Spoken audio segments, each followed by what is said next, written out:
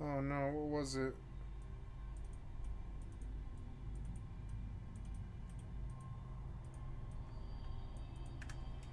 Starting to be dawn, a little bit lighter now. That's good.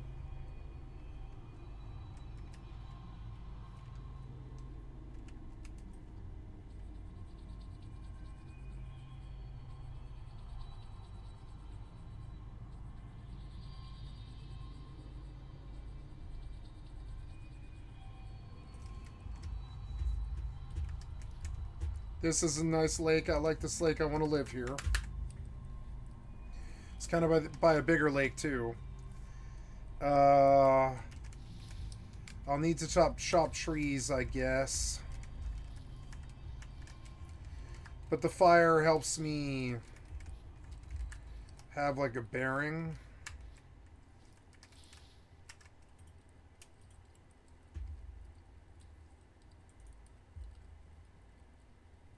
I don't think I have anything. Oh, here's tubers. We can cook those, I guess.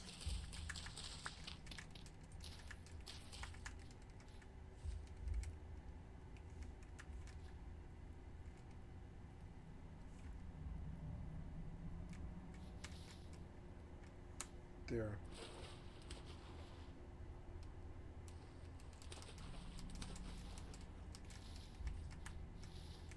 I lost him.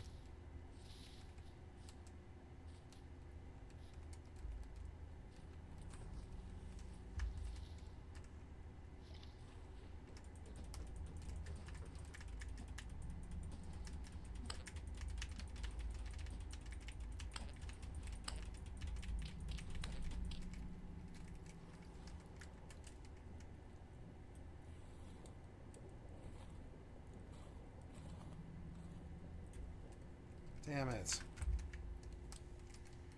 Didn't get anything from that.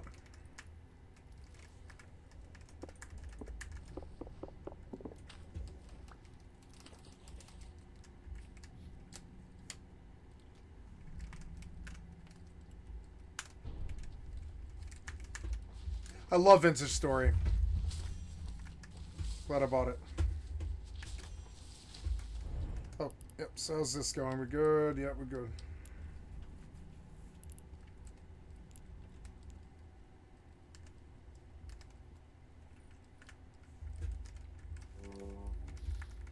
Oops. So what else? I guess I make a shovel.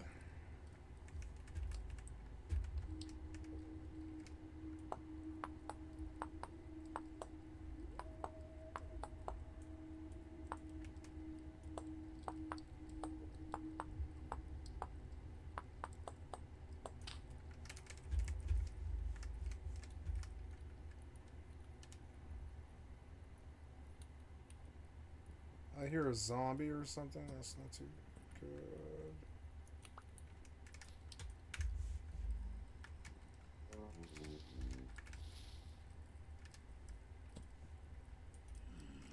That's not too good.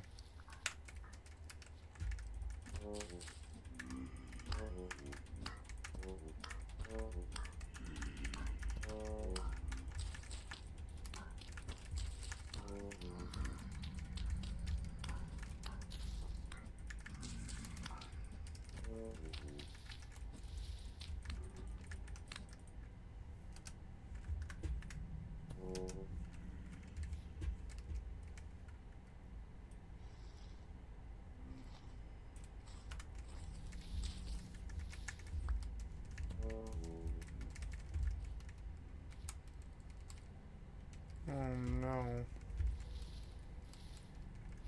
I need to toss this bone, put this stick, and take the shovel head that I had. Where's the shovel head? There it is, there it is. Shovel head and stick. Shovel head and stick. Yes, shovel head. And there, now I can like come here.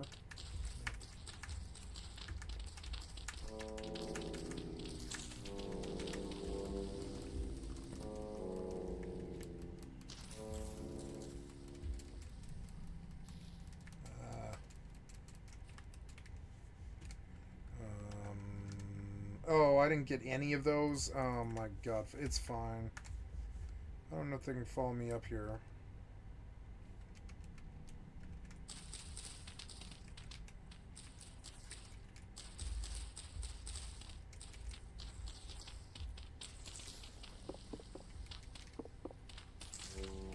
Oh.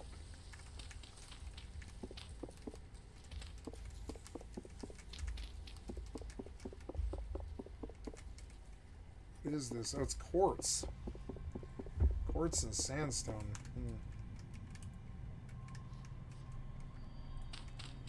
Yeah, mainly we don't want anybody coming up here, so we just... Oh, yep, we break that fucking block he's standing on. Sorry, buddy. Oh.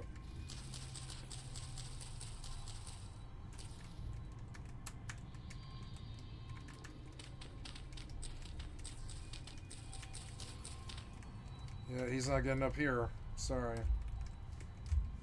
Haha.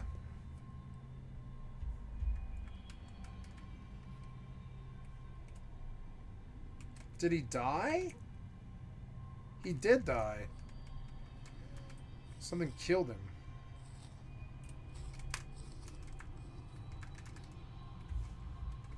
Looking weird. Alright, well, until the day's, like, bright. I like this little, like, recessed pool, though, around this valley. I like this valley. Look, there's something over there. Oh, no, that's the moon. There's something hanging in the sky. That seems sort of weird.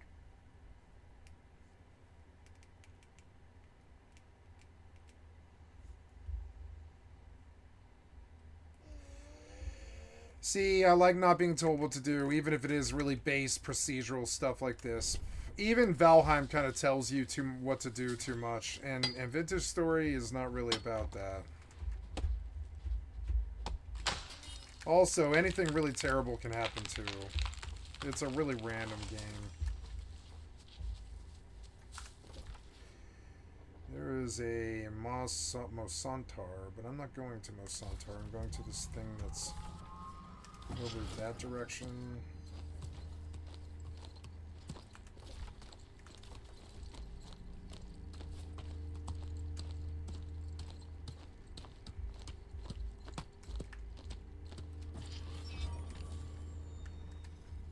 What is this?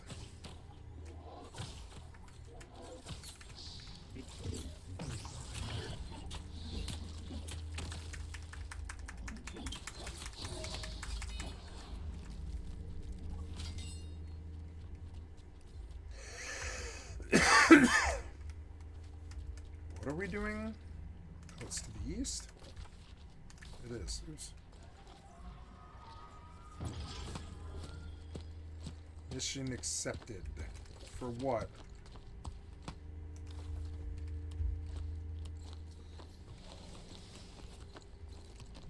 What is this? Oh. I see.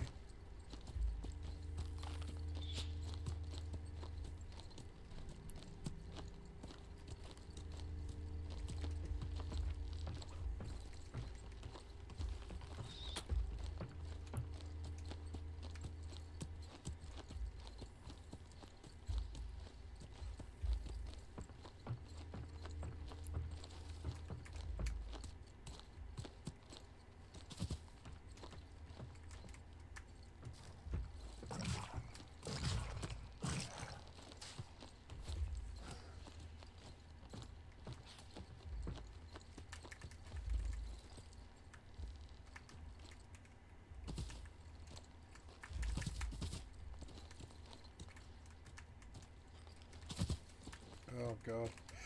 No. Oh, no! And I failed it. And died. Aww. Maybe I should just teleport out. I don't want to do this one.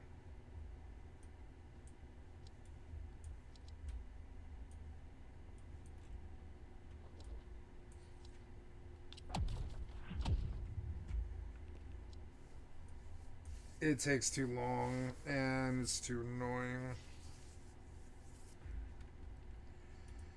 Or I don't know. Let's try one more time, I guess. I don't know. It's not that long. It's annoying. No, this one's annoying. I've done it enough to know.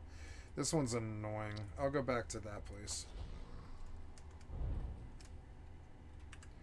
Okay, I'm going to turn off the music now because it's just this low drone. And, yeah.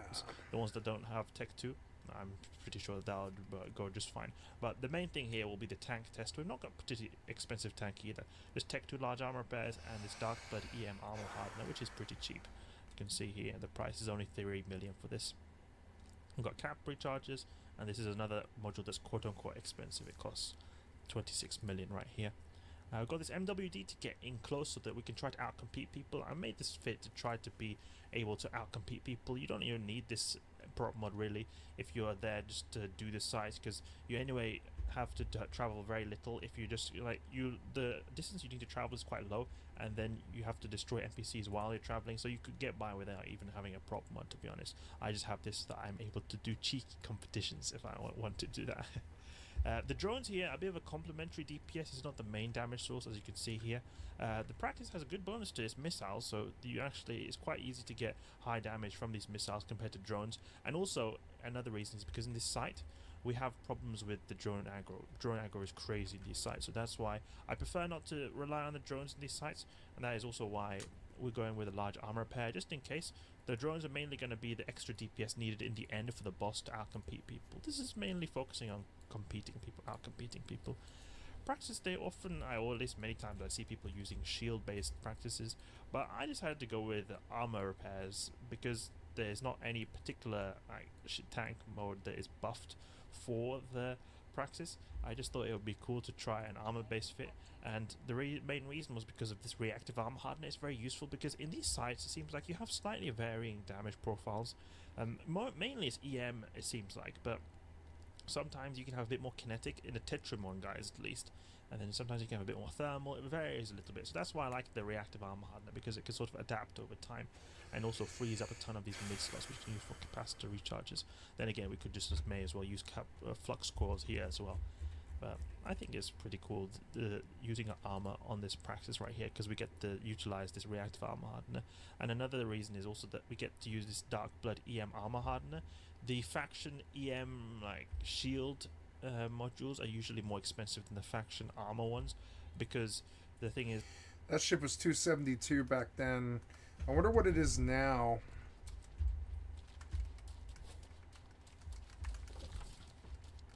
It's, it was, what was it now? It was like 247 or something like that. No, I bought 5 of them today I didn't buy them, but I put a buy order up for 5 today. So I don't want to do those. I don't know. I don't like time trials. No, we're gonna start skipping those, and I'll get into a groove here with picking quests in this place. And if it sucks, I'll go to Brimstone while I wait. Training myself how to do these faction missions all the way to the end, because it's weeks and weeks of work. It's weeks and weeks. It's like one of the worst grinds I've ever done. You watched it for the last 3 days. Me just run these stupid missions all day they're not boring, but they're just the same missions over and over again. Oh yay! It's starting to be dawn. These guys went out.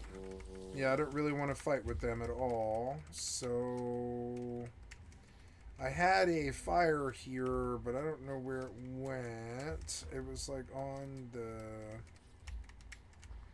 one of these shores. I had to run from these guys, and I got hurt fairly bad. And that fire is tactically important to me, but I don't know where I stuck it, which sucks. But good news is, Zoo, what's that down there? Yeah, or well, I don't know. Yeah, so cattails, I don't know. Let's see. Can you eat these, or can I do anything with these? No. I'm going to toss them for now. Sandstone block. What is that down there? It's lead ore.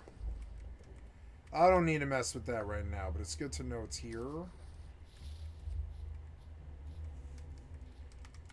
Ooh, what's that? That's lead ore. That's black coal, which I think I really struggled with finding last time. Can't you make that? Yeah, what can you do with the coal, right? But yeah, so this place is good. I do like this place and I want to live here. So I guess the first thing I'll do is level a whole plot right here. Yep. Actually, there's a whole sinkhole right here, so we'll just start right here. Well, I'm off the lake, and I want to be on the lake, so we'll be on the lake, which will be this level here. Yep, and then we'll use that as a farmland right there. So, but I'll live in an underground base. No, I'm going to start in this bowl and level the land directly to the water, I guess. I'll start in the bowl. So what I'll do, so...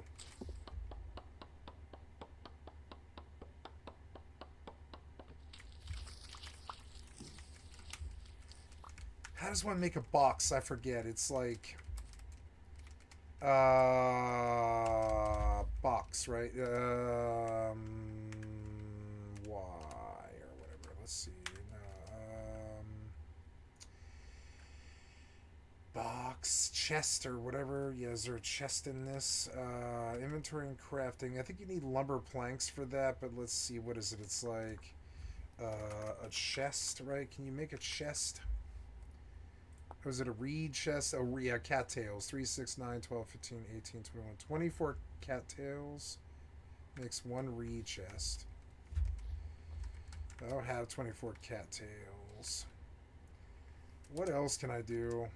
Is there anything else? No, I don't think there is, huh? That's like the storage in this game. It's so annoying. A wooden chest. How do you make that? Birch boards, which requires like a whole thing. No, wait. Birch boards. What are they called? It's like starter guide, right? Expanding inventory, finding food, firelight, combat, shelter, preparing for winter.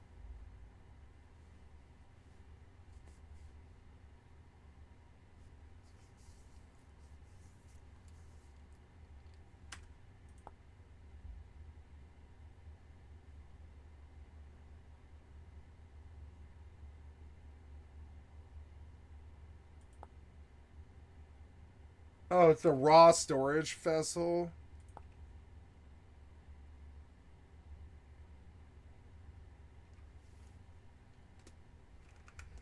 Okay, so I have to find clay, which is muddy. This is muddy gravel. Where do you find clay? I can't remember.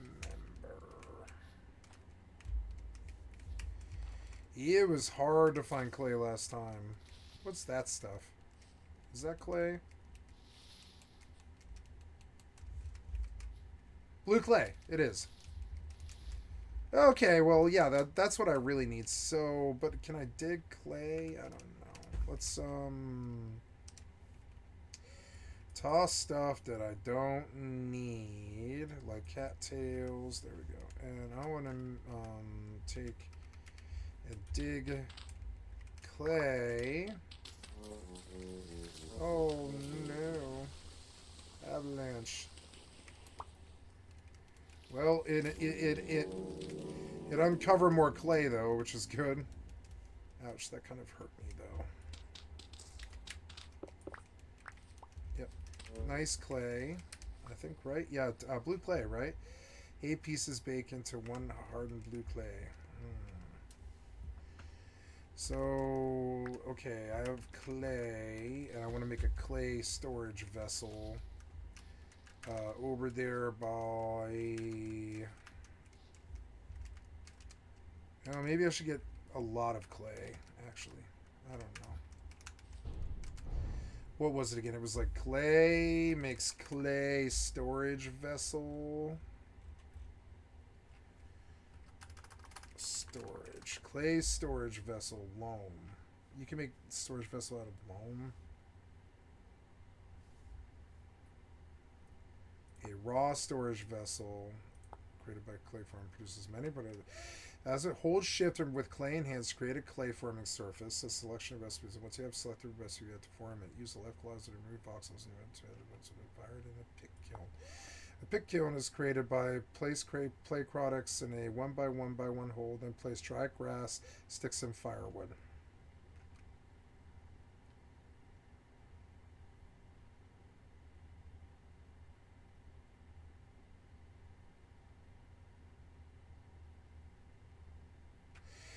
A pick kiln filled with firewood will take 24 hours to finish.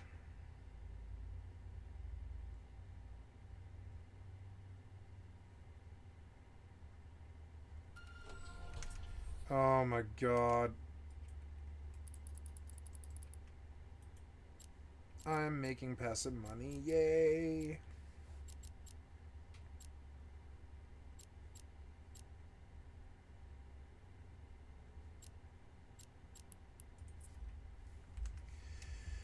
Drive active. Okay, so I guess the first thing I do is get a lot of clay, I guess. With the light that I have. And we will make lots of storage containers with the clay. They're not breaking at all, but those are. I want to break the clay, though. The clay. Yeah. Oh.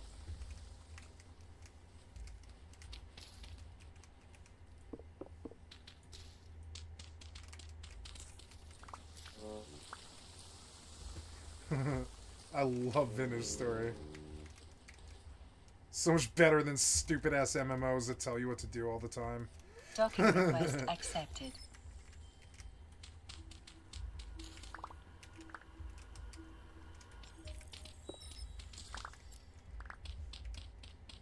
Okay, I have like a lot of clay, so hopefully that's like a good start and something, and I'll make like a fuck ton of storage containers in a big row around this lake or whatever. Yeah, and then I have like a tree and a recess or something. Oh, there we go. 34 days until the first temporal storm. Good, because that's a long time. Temporal storm, I guess, is the 7 days to die thing. What the hell is that? Oh, man, it's like a mountain. The hell? Wait, that looks way cooler. Is that all clay? Wait, it's an island. That's perfect. Wait, I want to live here. I'm living here. It is an island, right? Yeah, it's an island.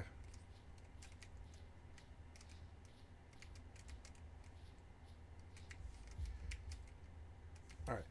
Well, so... And here's a bunch of... There's like 12 cattails. But I don't see enough cat. Oh, wait, 12. Maybe I could get a storage vessel out of all of that. I guess that's the fastest way to do this. The clay is the next steps, but I need like so now the I want to make a I want to get rid of that. And that's good. Everything's good. I'm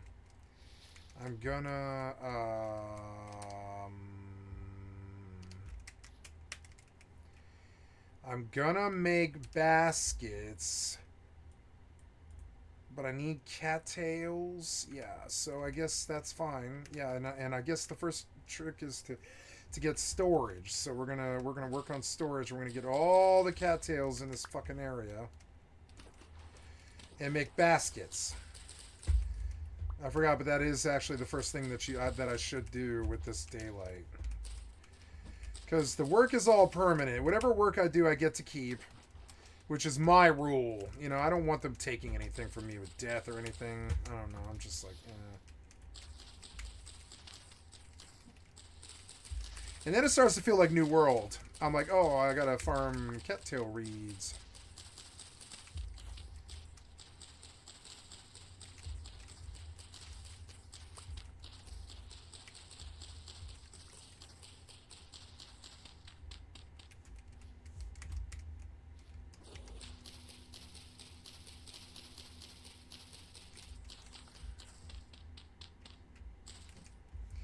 Maybe living around water is maybe bad, because if I dig, I'll hit the water, I guess. I don't know.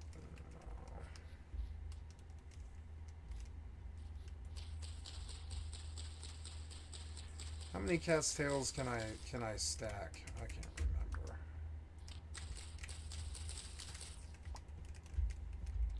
Okay, cattail hunting.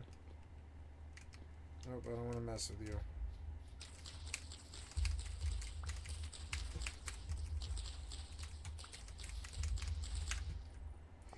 This game has kind of good music, sort of. It's all AI music, but it's good.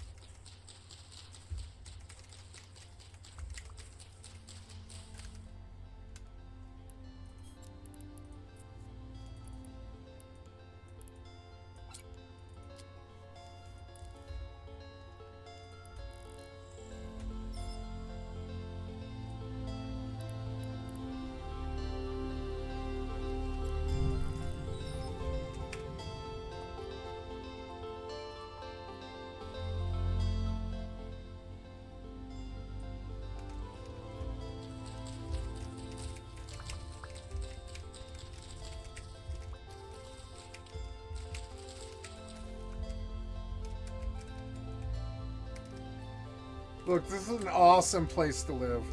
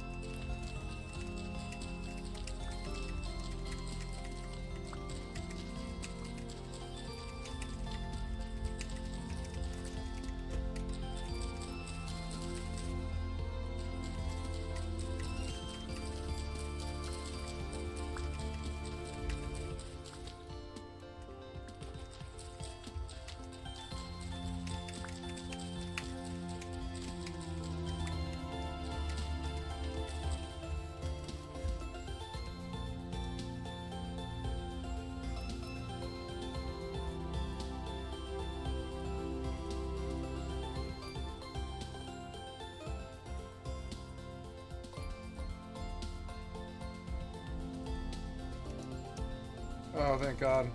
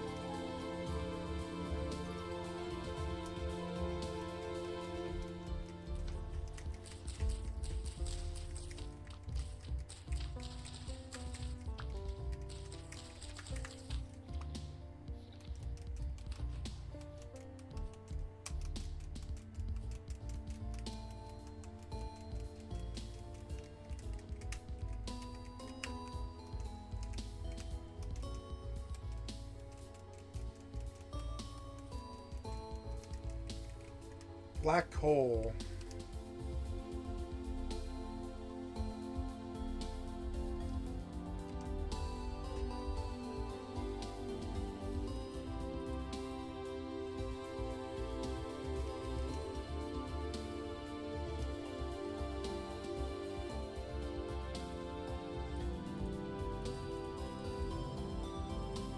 Then where are the storage slots?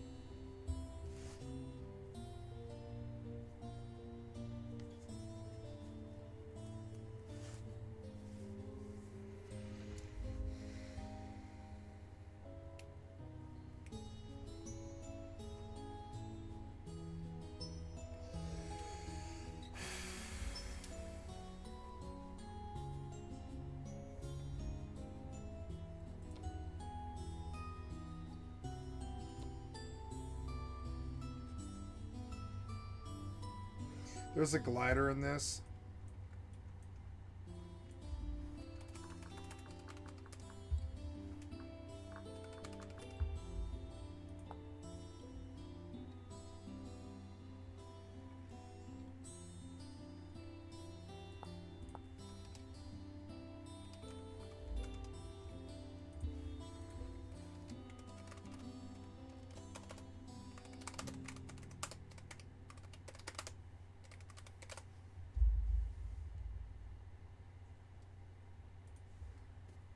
Where's the inventory slots? I don't see them.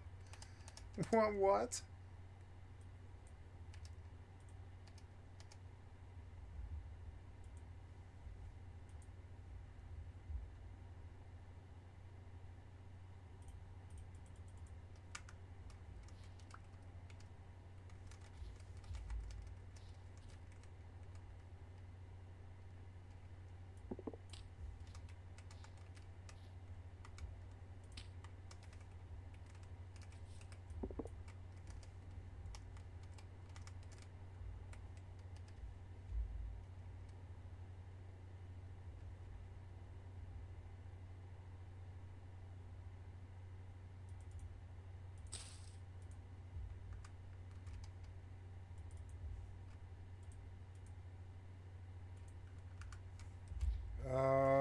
I don't really follow. I don't see why this storage isn't there. I don't know. I'm gonna go make another set of baskets and stuff and just look around for reeds.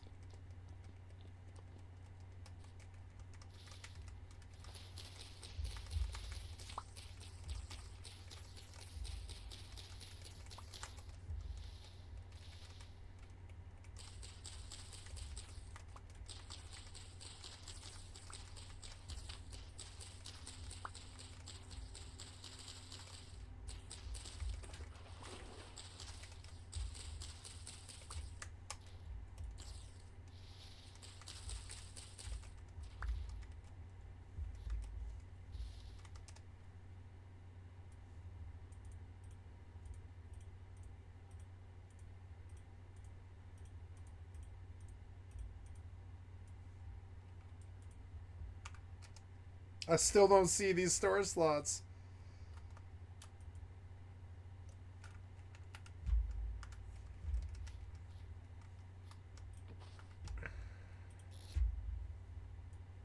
Okay, I don't know.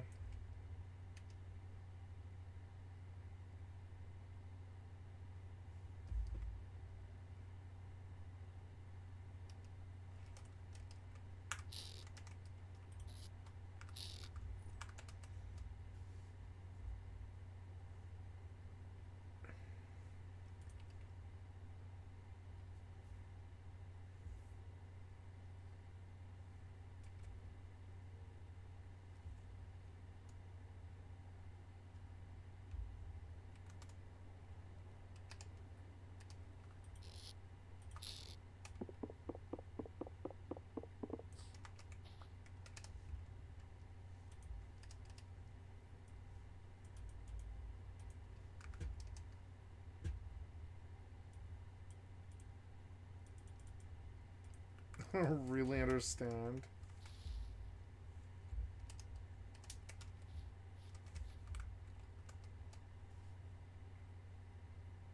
Oh, handbasket is different from reed chest. 2, 4, 6, 8, 10, which is only 10. I need 4 hand baskets. It's what I need. So that's okay. I now understand now. It took me a minute to figure it out. There we go. That's the problem. I needed baskets. I don't have baskets. I need 4 baskets, and that's where I fucked up. So that's okay. At least I understand now. Let's see. What are we doing? We are dropping quests and then waiting. I don't want those. Smite can only be completed at night.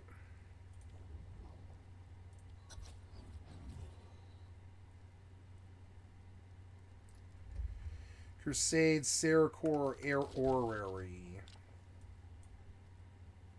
Smite, Tangle Snap, Hollows. But it's not night, I don't think. I don't know. Let's just go to Tangle Snap and see if it lets me complete it.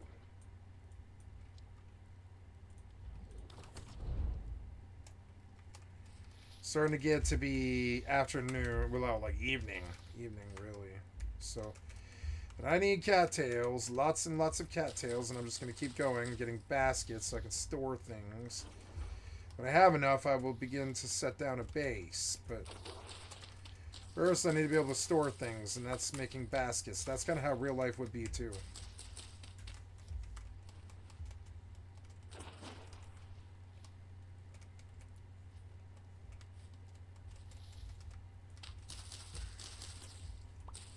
For like a backpack and a suitcase and a couple of bags, you know?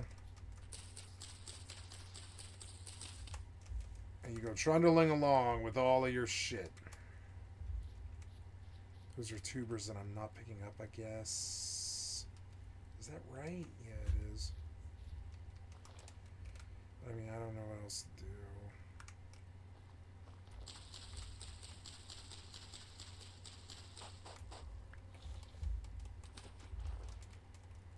Only 4? Damn it, I need like 10. Hurry up before the sun sets. No. Look at all those cool, like, tropical islands. What the hell is this thing? Cattails. Go. Need baskets.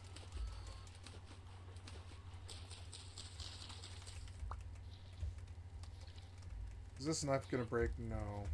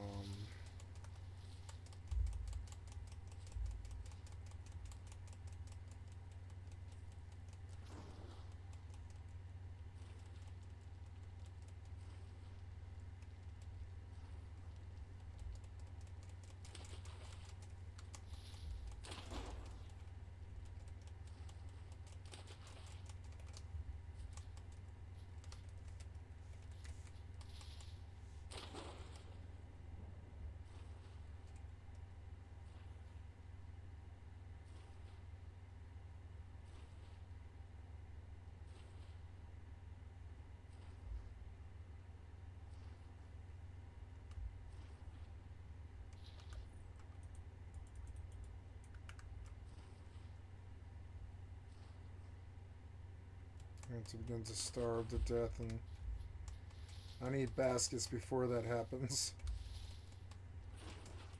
Damn it, I've like hit everything here.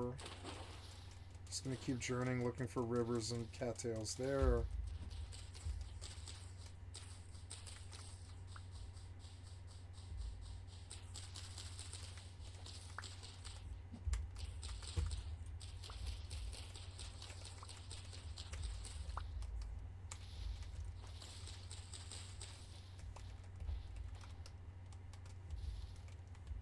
Kind of like this area.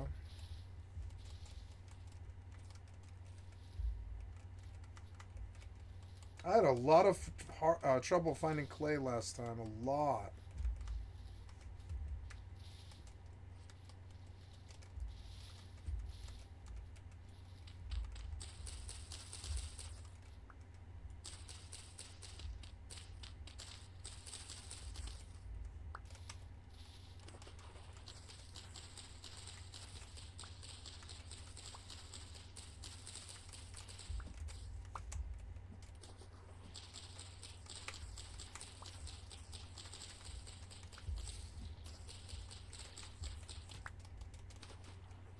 Need 40 cattails.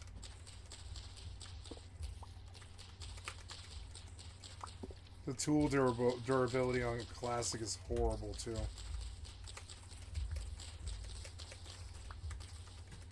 That's something that I could use. But first, the baskets.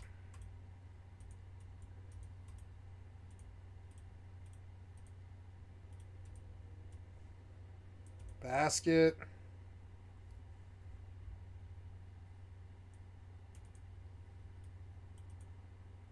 Basket. These reed things go away. And these things go in here. And we're on our way, but I need more. 20 more. Or whatever it is. Yeah, I want to be able to see how many I have. So, oh, no, wait. First we eat, though. Ooh, more food. I'm not going to starve to death. Yay. Food. Oh, you can just harvest the berries. You don't have to, like, break the plant. Oh, good. Look, I'm going to be able to eat all the way to full. Mmm. Yeah, give me more berries. Yeah. Oh, look, berries. Yum. Berries for dinner. I'm like the tramp. I'm just pounding these poisonous berries. I'm kidding.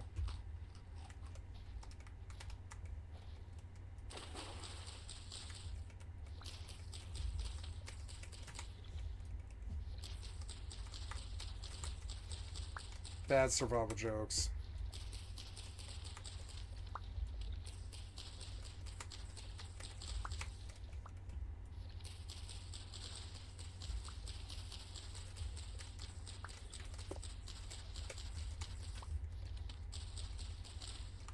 How many? 17. Need 3 more and I'm done. Which is about what we have here. It's good.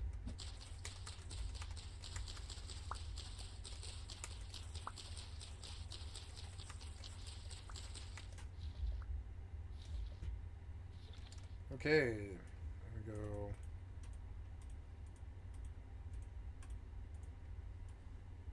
More baskets.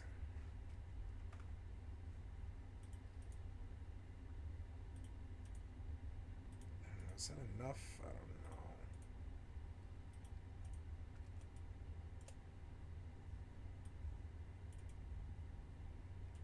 I don't think it's enough, but it's close.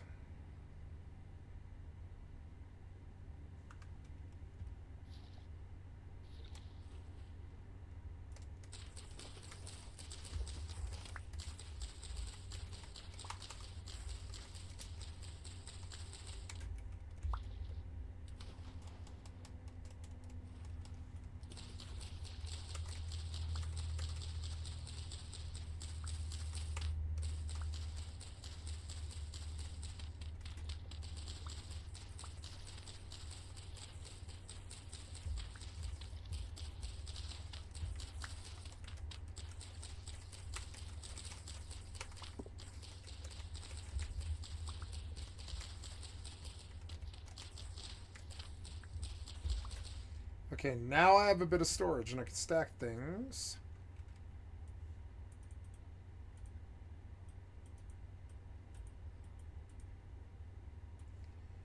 Baskets.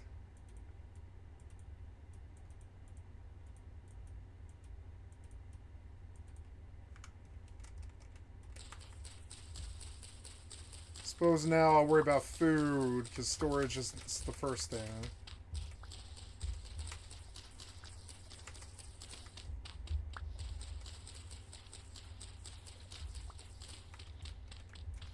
I'll take all the stuff I can get in terms of food. Tubers.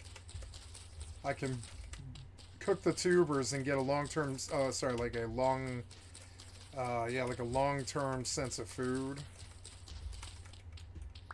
But you wouldn't want to live off that forever.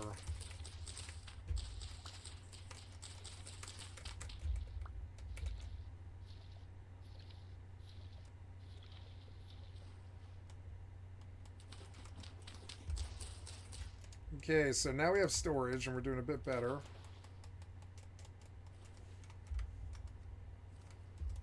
This is quite a big body of water.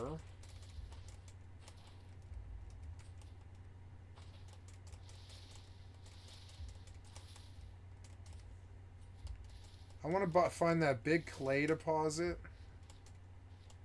Or a clay deposit and live by that. Because I want lots and lots of storage vessels. Yeah, I suppose now, although I don't think you would kill him. Would you? I don't think so. Was that a dog? I can't tell. I'm about to lose the light.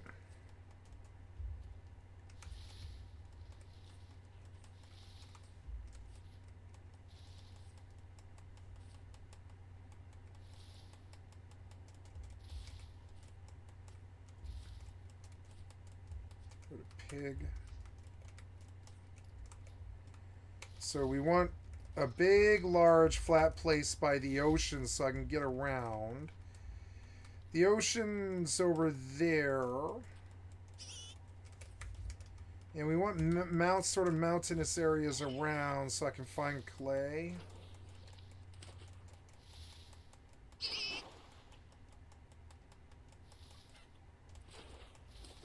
That is low fertility soil.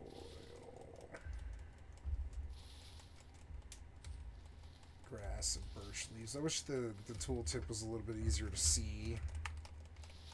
That's okay. I don't mind the tooltip though. It's actually way less obtrusive than most tooltips. What is that up there? It's like a flower. Some kind of flower, fancy flower. Yep. So I don't know if I see a lot of clay. But there, I think, or no, that's not clay, is it? Oh, I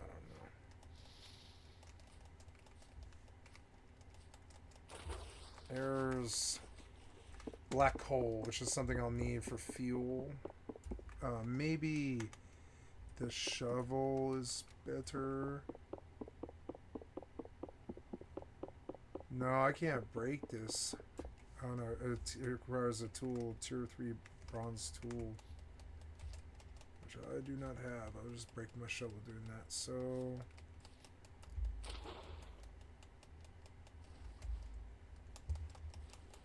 I want to find like a clay deposit because I'm going to need a lot of storage. That's interesting. Where is it coming from? Is there water inside this thing? Granite rock. Low fertility soil. Just going as long as I can. Low fertility soil. Shale rock.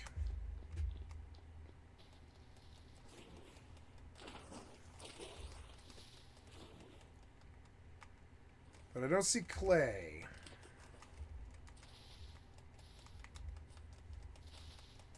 And it's about to get so dark I'm not going to be able to do this. So best start to get towards, like, you know, I wish the moon was out, but it's not. Is this clay? Nope. Sandstone, rock, fertility, soil. So I think I will stop here since I'm about to lose the light. And while I don't see clay, you know, I could just start chopping trees. There's not really anything stopping me.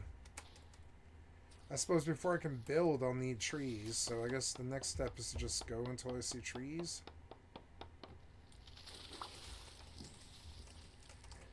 Yeah. And also, ouch. I could hear the rock hitting the water. I love this game. Splish, like real life. Low fertility soil, medium fertility soil. Just looking around for a big old clay deposit, and I'll just set down, like, you know, right next to that. I had it, but then I lost it because I had to journey. Now finding it again is gonna be really annoying.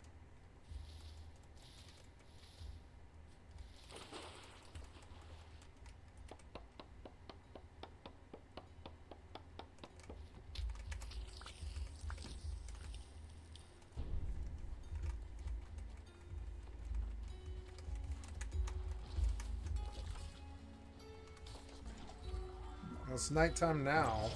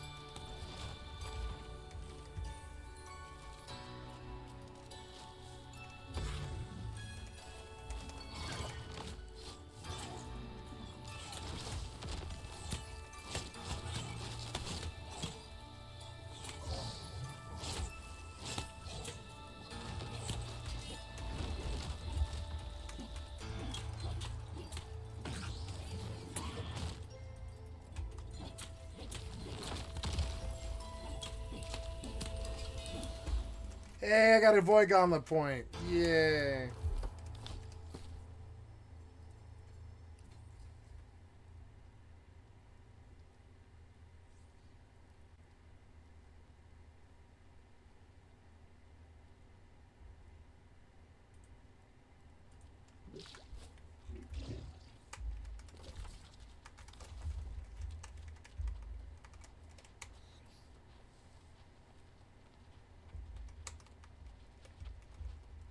I like how you can see their names through the wall.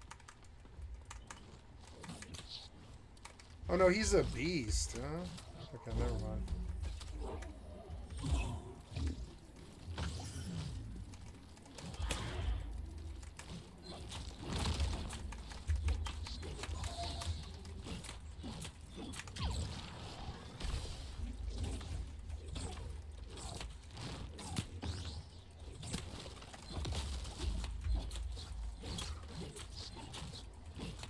Return damage.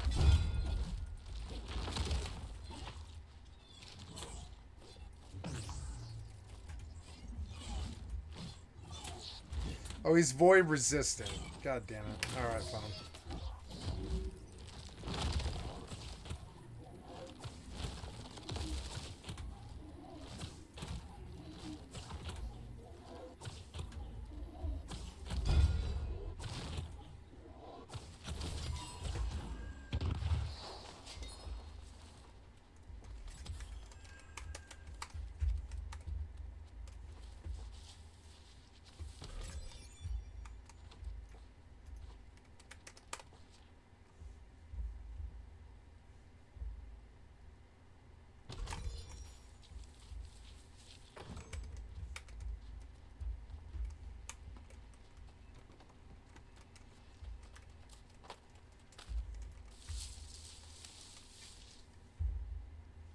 Territory must be faction controlled.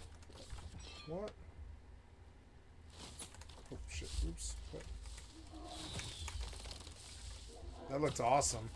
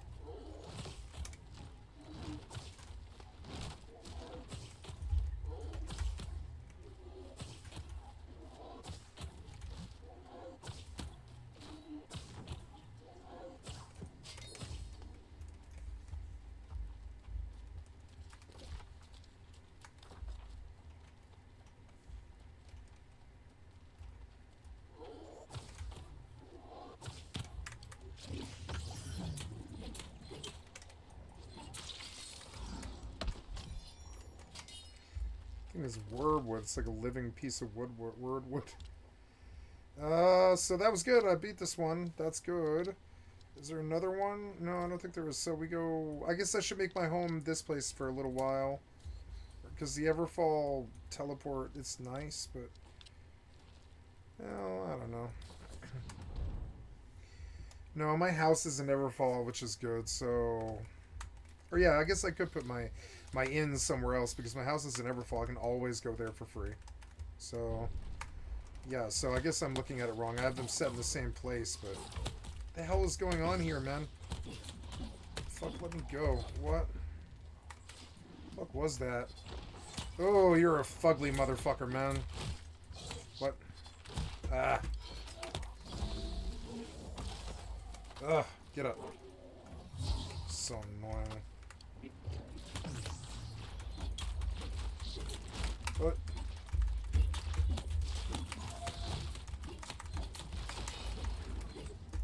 There they are. Ooh, Blightroot. Well, you were worth it then. Never mind.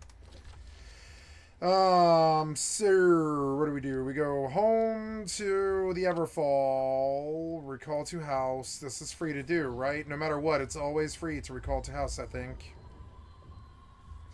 I think it sometimes costs Azoth if you do it too much, but I don't think it matters. Wait, did you do it? Yeah, you did. So yeah, now it's like, I guess I'm stumbling around in the dark looking for trees to chop.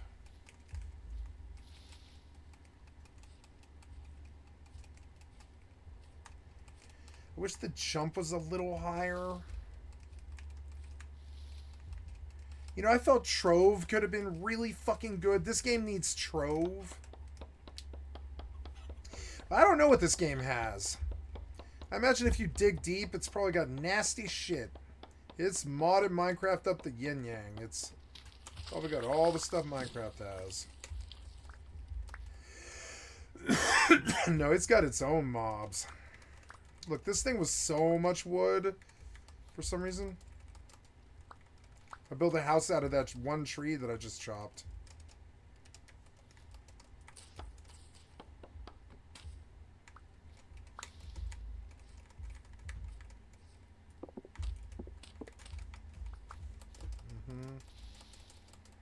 I wish there were levels. That's kind of a complaint. There's no levels in this. But I mean, I guess that kind of is good, sort of, in a way.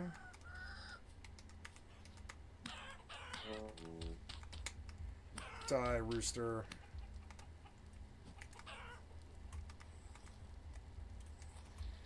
Wait, it's flowing away from me. 14 feathers. I mean, I guess that's better than nothing, yeah.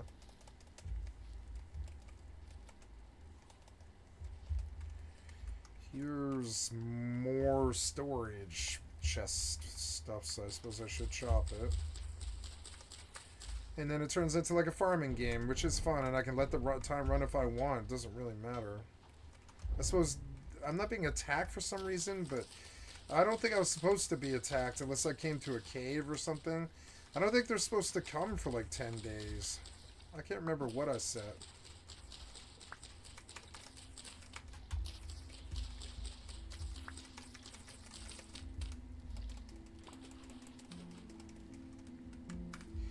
I like this game. It has a lot of cool settings.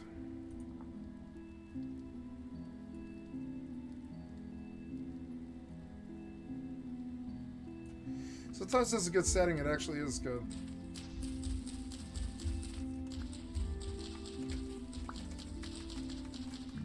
Oh, did I go back out? Yeah, I did, but I didn't go to the... Warp drive active.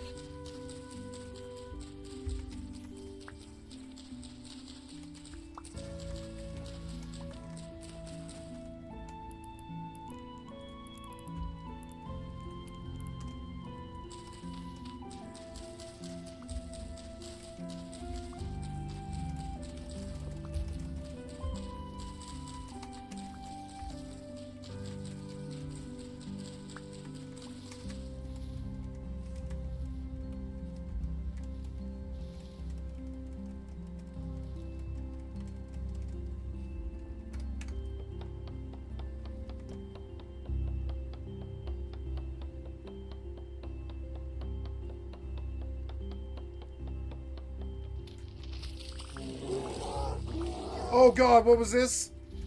Why did a bear show? Oh god, get away. Ooh. I feel like the bear was in the tree or something. It was like, what the fuck was that? I want to kill the bear. But I'm already full. I need to build a house now. Near clay.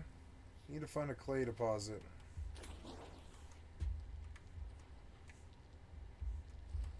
Build near clay.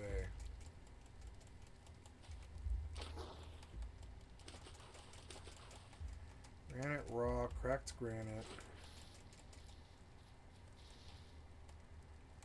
Ooh, is that clay? Maybe. No, I think it's granite.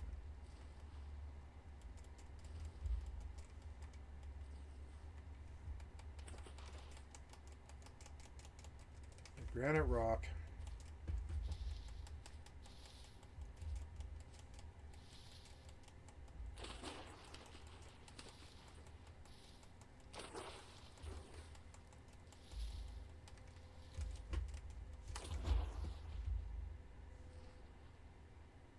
Brown coal. I need clay.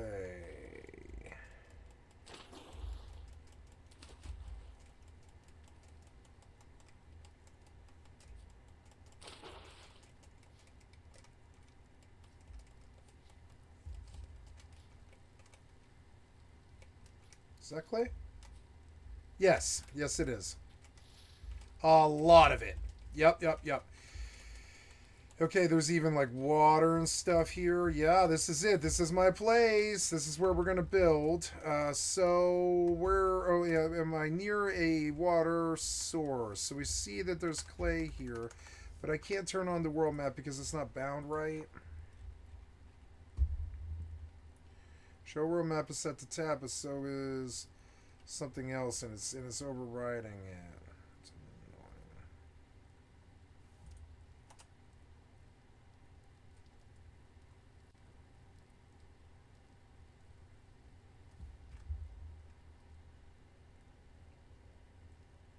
There we go. There we go, much better. So, what else am I doing? I am trying to open the mini-map. Yep. That we're going to say that there's clay right here that I can journey to. I don't have to live here, but there's a huge fucking abundance of clay. Clay. Big red clay. Save. Right. And then we'll go live by the ocean. East of here. Ooh.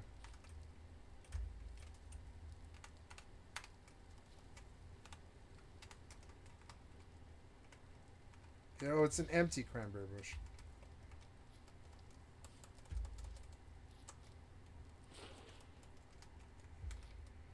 Yep, and here's where I'll live. Catmint. Here is where I will live. Why does the water look all like... Oh, because it's like foggy right now or misty or something, I think. Yeah, it's like misty. Yeah, it is misty. It's misty near the water, yeah. So here we are. This is where I want to live, and I want to live on that island. And I will drill down... Or no, I want to live on that big fat island out there. Oh, I don't know. This one's good. But see, I can't dig. I don't know. I can't really dig is the problem. I can dig out there. Yeah. It's perfect, actually. And I can always level it out flat, and I probably will. So I'm gonna dig downwards from the top with a shovel, I think.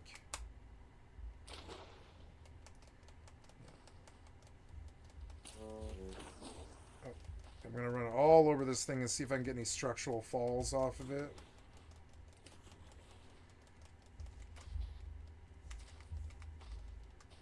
It's all low fertility soil and stuff. Yep. It even has clay on it, I think. Is that what I saw? Yeah, it is blue clay. Yeah, it's blue clay. So yeah, this is a good place. This is where I'm going to live because I don't want them coming over here and harassing me all the fucking time. This will be where I live. So this will be home. Save. Red dots are home. Yep, so here's home. I'll build a bridge across the way. Well, I won't build a bridge, really.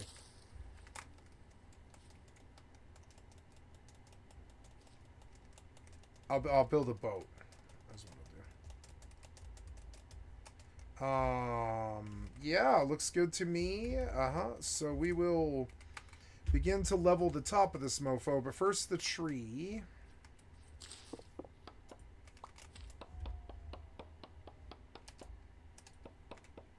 This is maple.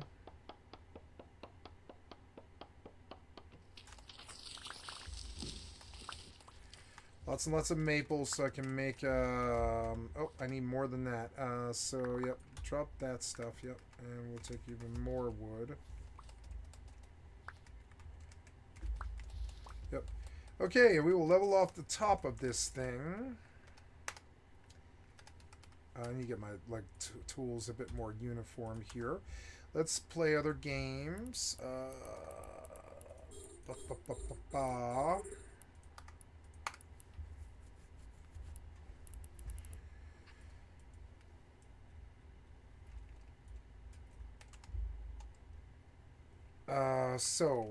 We will begin to shovel out this thing.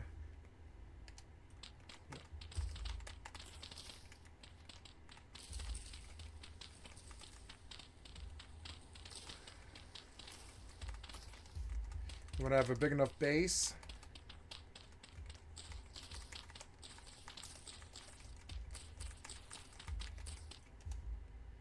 I know this is a lot of blocks, but I can't hold them is the problem. Actually, I mean, I could put, well, I don't know. I suppose I should put down. This is like enough, and I could even build down.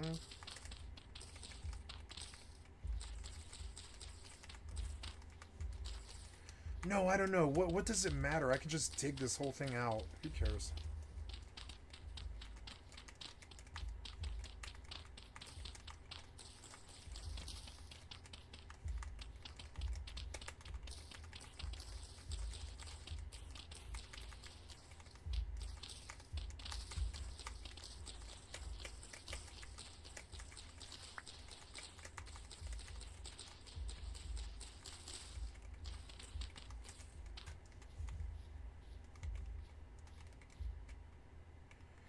I suppose I will make a wood base as a stability thing. And that's the first bit. And then I would chop all those trees over there. Wait, no, well, I'm full, huh?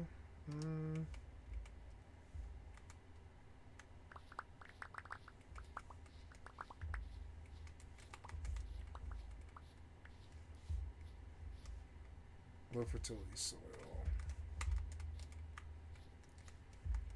I will build a house right here.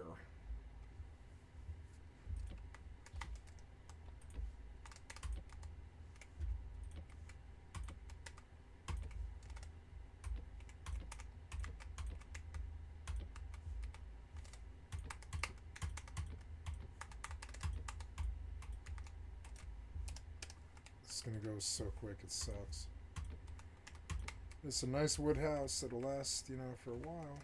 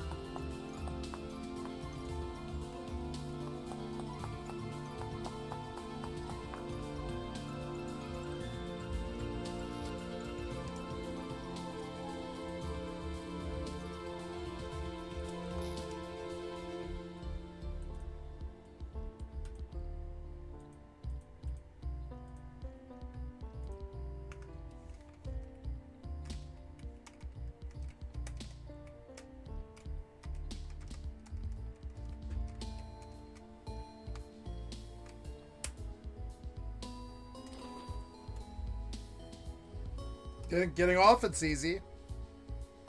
And I'll do a bridge across each way, but they won't connect. And I can always just jump down and get back up again.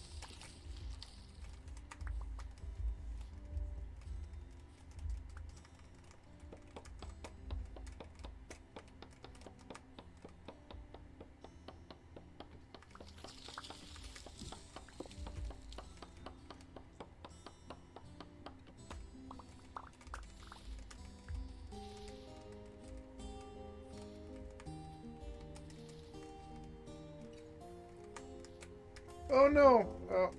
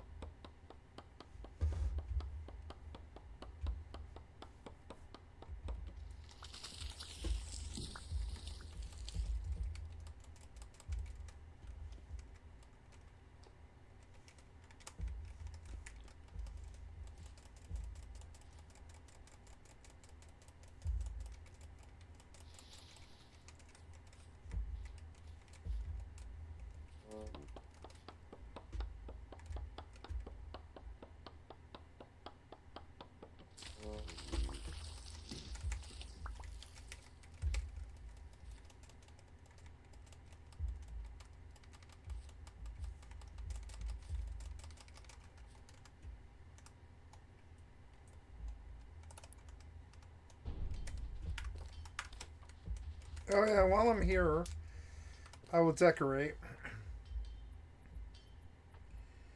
Ruby geometric rug. I go right in front of the fucking door. The asteroid is depleted. Oops.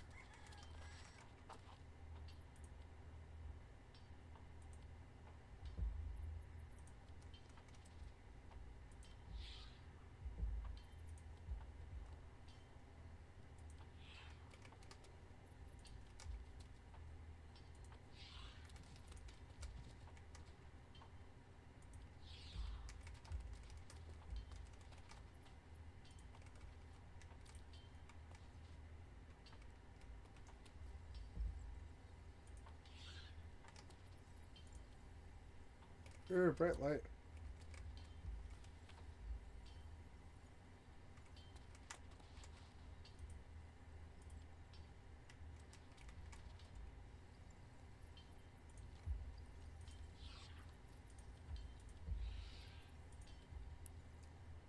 Oh, that's a major wildlife. Oh, Tiana, too many items of this type in the house. Oh, I can sell that, huh? I wonder what that's worth.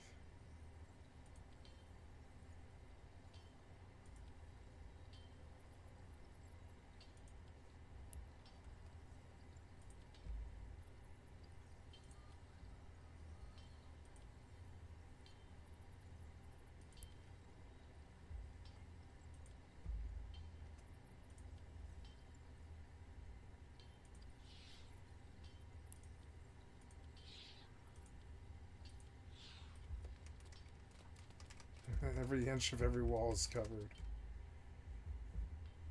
All these fucking ornaments.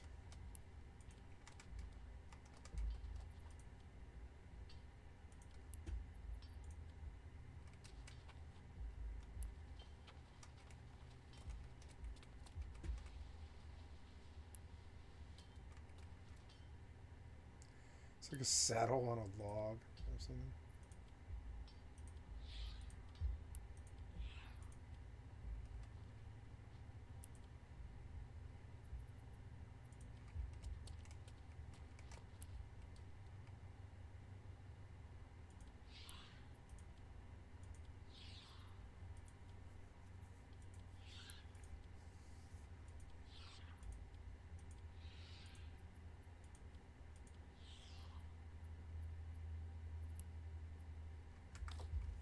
Wow.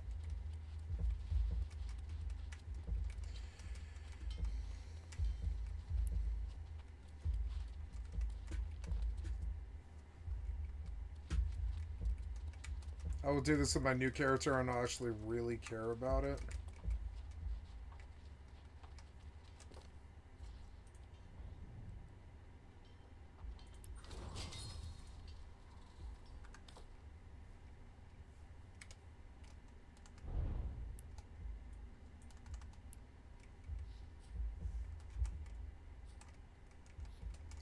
Quite a beautiful game.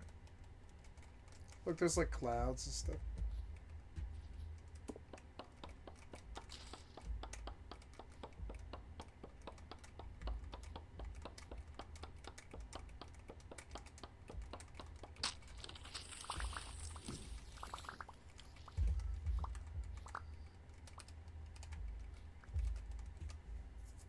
This was good. Valley for trees.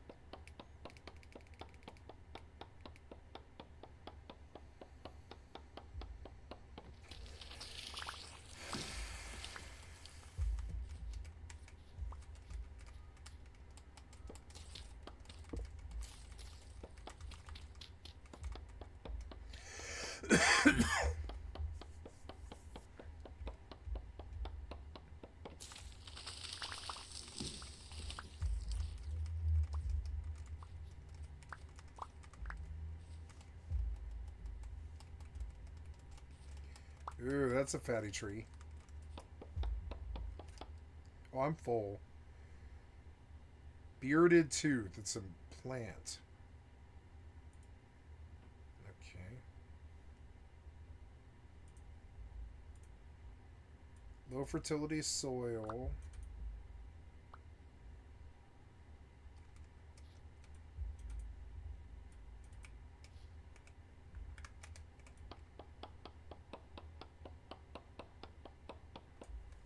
gross.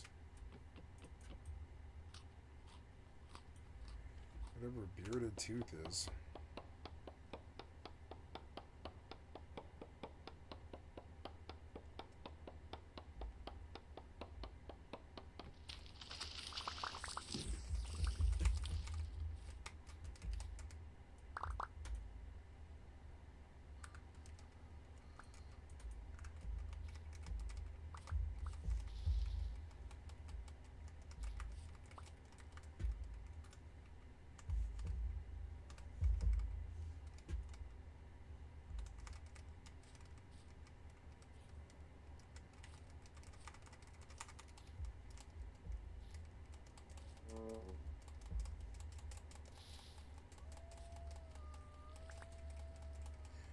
Wolves.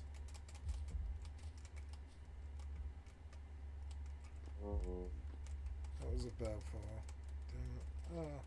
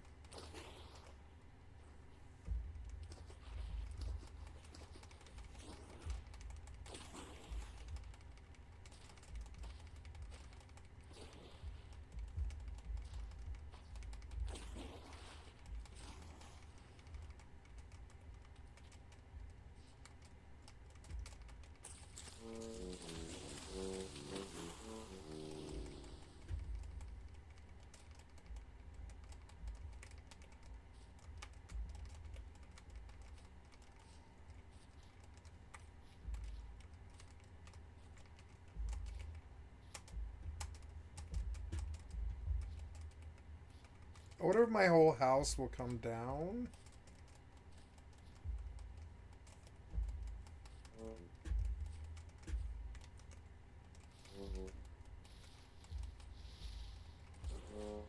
Damn it. I'm getting hurt bad doing this.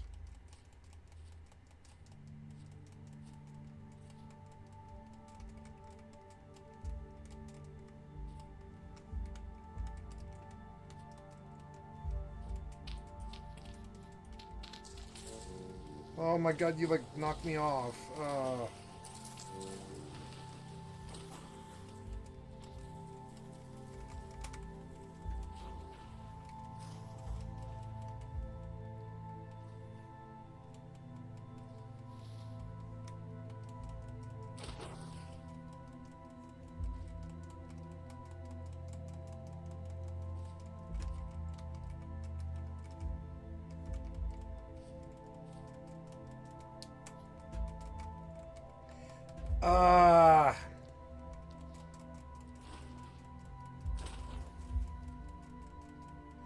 I'll have to think up a solution to this.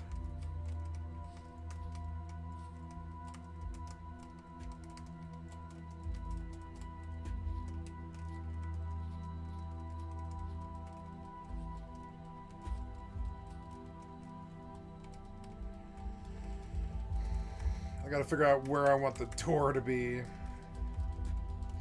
The easiest way up was on this side. So we're actually gonna break this.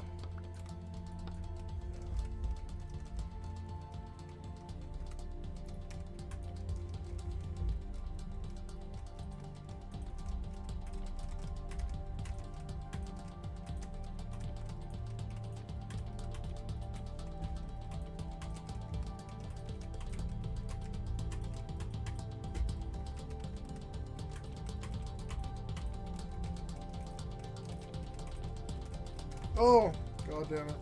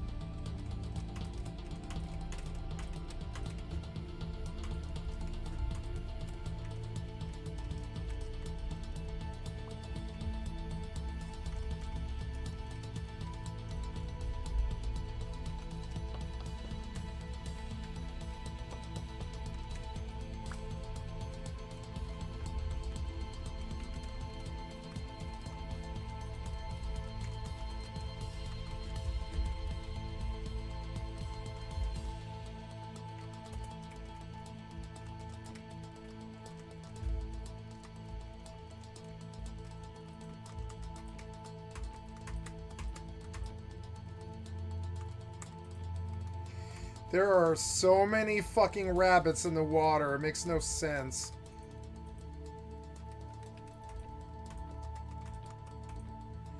But I'll have endless food. Might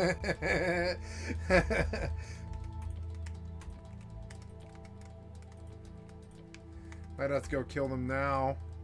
Kind of low on food.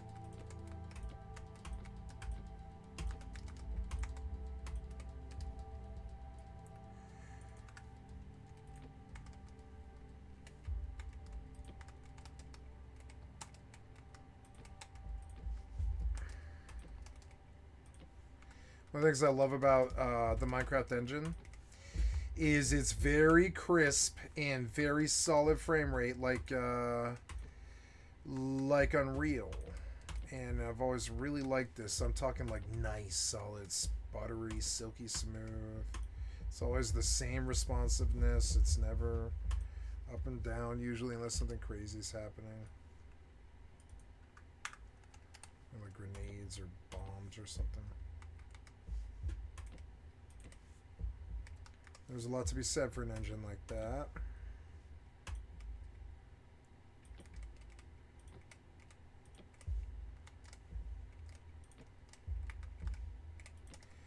Okay, this is my first base. It took like 2 hours to build. It's pretty much done now. It's kind of crazy. It's, but yeah. Oops.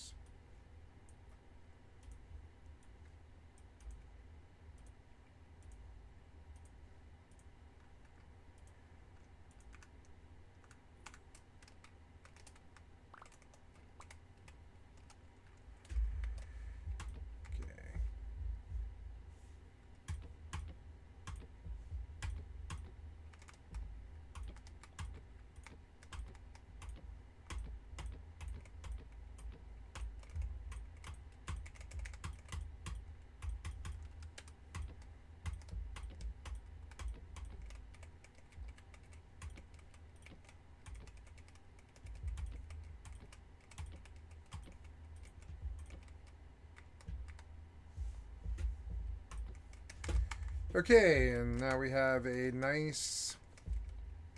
That piece is going to bother me, but other than that, we have like a nice uniform base with a couple of storage things in here. We're going to save and leave the world so I don't lose any progress to a DC or anything like that. And we're going to go back in, and we're going to fucking go right the fuck back in. Gloomy Cave world. Sure.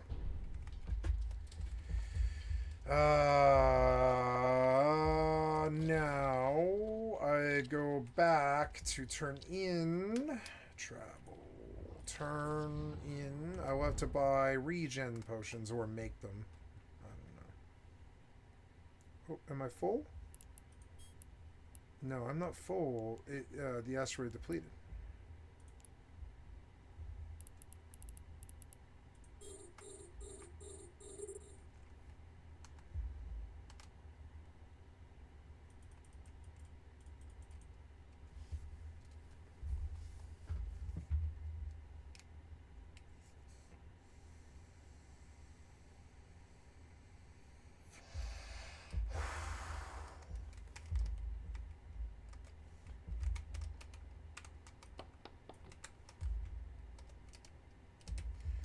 I have lots of wood for fuel. Put that here.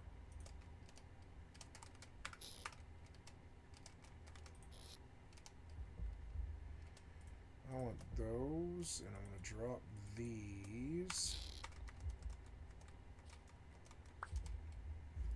Yes, and I have room to screw around. I wish to... What the hell is that? It's a pig. I wonder if I should try and kill him in the water. Because he can't fight me, can he? And it's like free food. Pretty much. Let me try to kill that pig.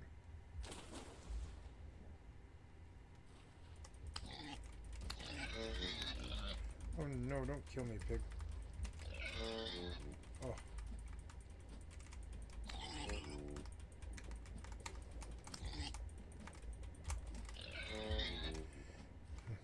Yeah, I don't want to die to him. If I attack from underneath, will he reciprocate?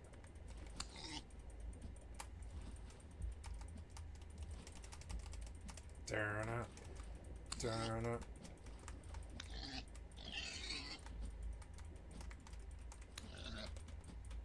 Don't kill me, pig. No. Respawn. Is this? Oh, it's another pig butt. Where am I? I am way, way west of where I want to be. So we're going to have to go all the way the fuck back. That's okay.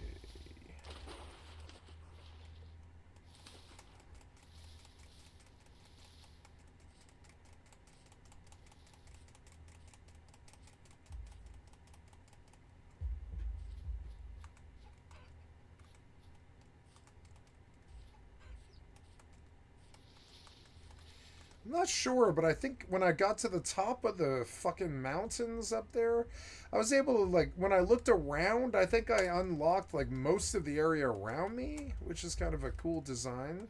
See, whoever made this, maybe it's Notch. Whoever made this, like, Notch or whoever, like, fucking... They actually were, like, on a higher level, I think, than most of the current scene. It's weird because this is an indie developer. I think it's just modders. But they're thinking better than the developers are. That fog of war pisses me off unless you, like, get to a high vantage and remove all of it. And that's what happened. Okay, this stuff needs to be fixed. Like, there does need to be, like, there can't be holes around the house like this where I just fall. Yeah, oh, shit. Can't have that. Don't collapse my house. Don't collapse my house. So dumb. Don't collapse my house. I am placing stuff. You are dumb.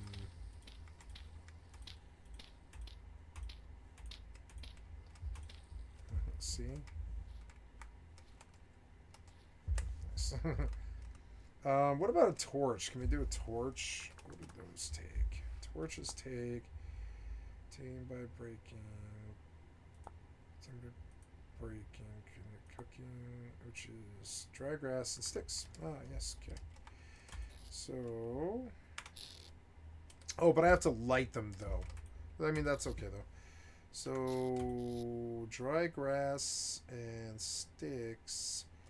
I don't know if I have any dry grass, though. I don't think I do. It's annoying. But it's also sort of odd that I don't. But I guess not. So we'll go out and we will cut grass.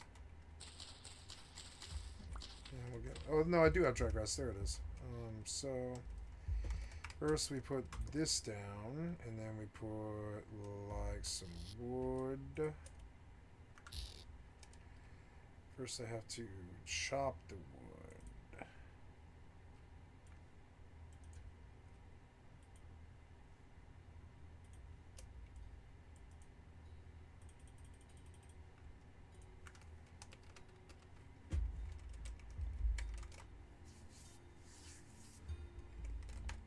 I wish Project Zomboid wasn't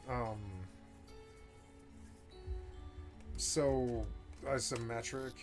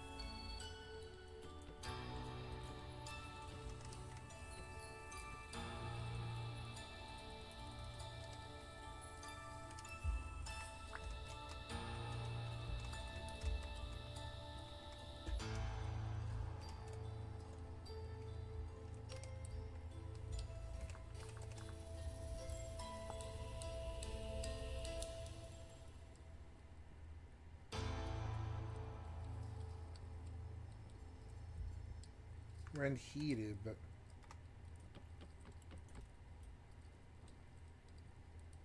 Oh, here we go.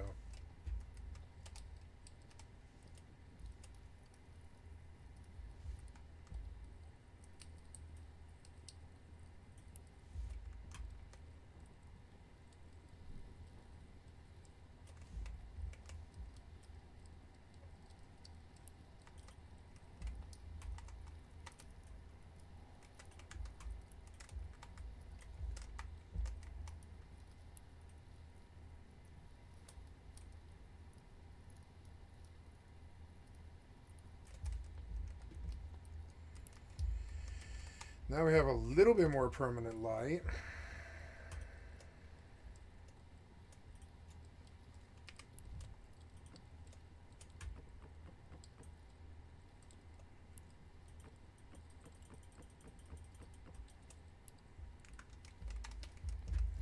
Now we have some light in here. Yay, and I can let the time go by.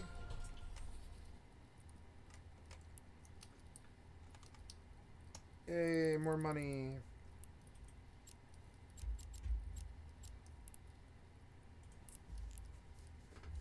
Warp drive active.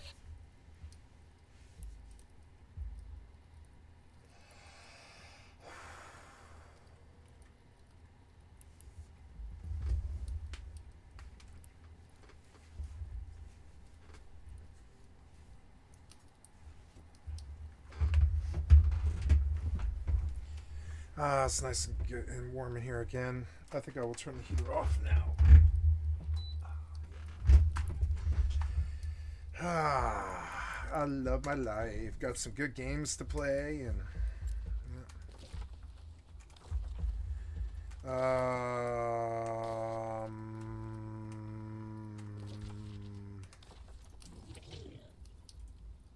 Docking permission requested. Docking request accepted.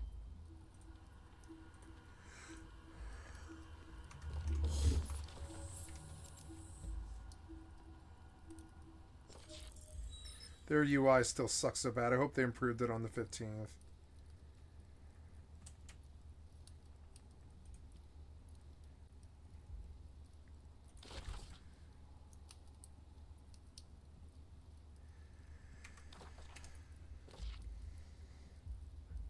Oh, yeah? Oh, yeah. What's my rank at right now?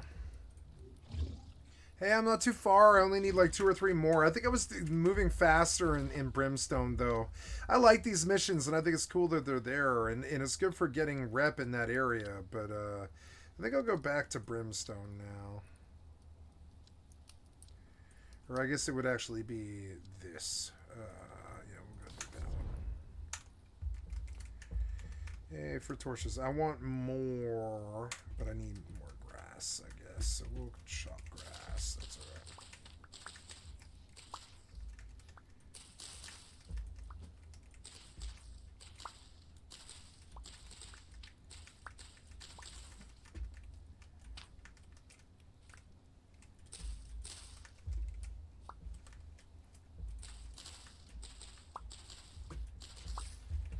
Can I extinguish the torches? Because that's what I would normally want to do. I guess I could pop them and replace them.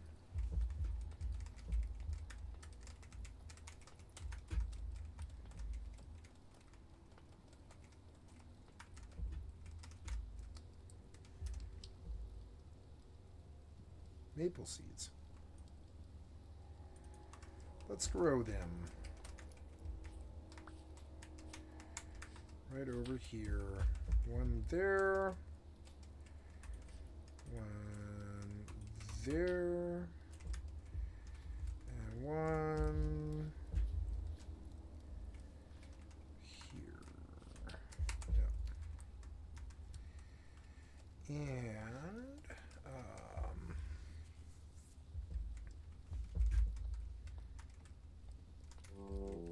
oops.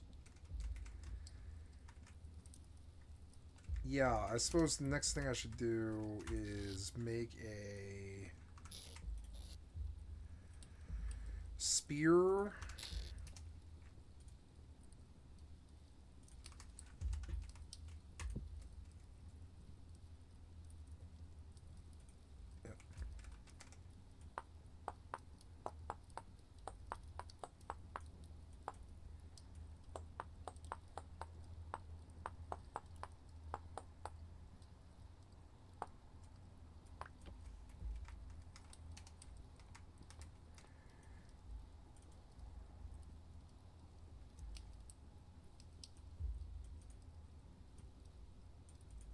Make 2 of them, I guess.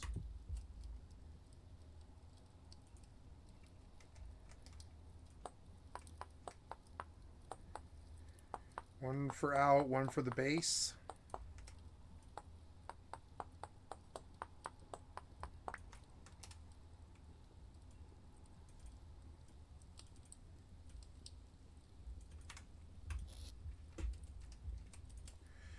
Yep. This goes on my bar over here. These and these are going to make torches.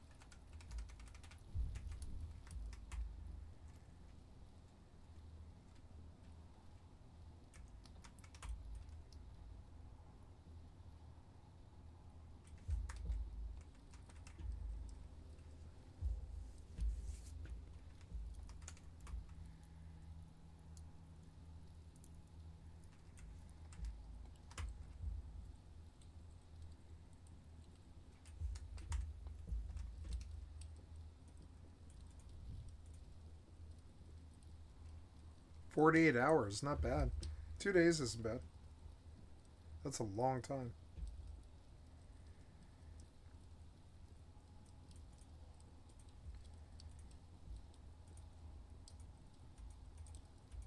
I wish that would make lit torches. So obvious stuff that you should do, you didn't do.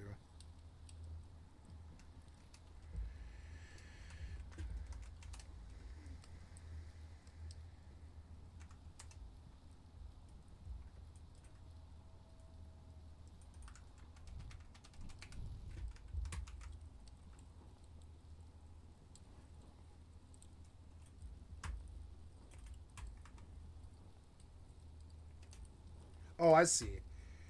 That makes enough sense.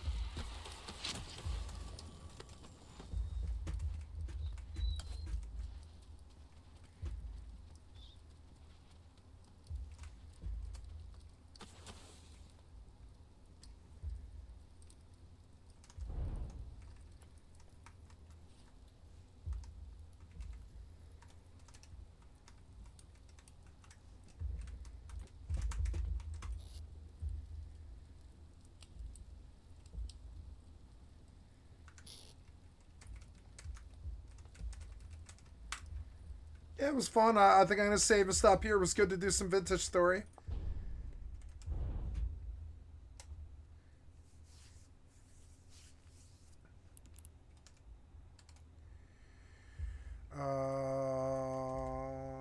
Let's dump what I have. Compress. Nice. Yeah, this is the way to do this. Reprocess. Oh yeah. I mean, yeah.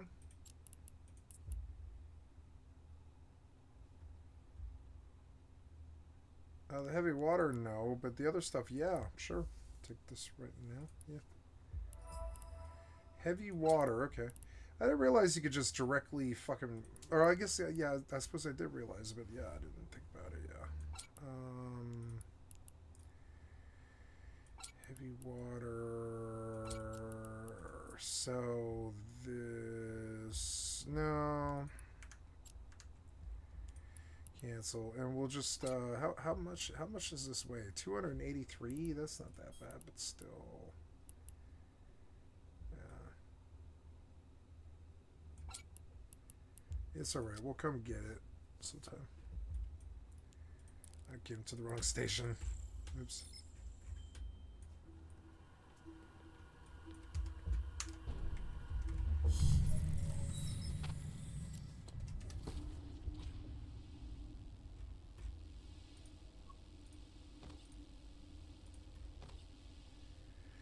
Gromolata tenderloin.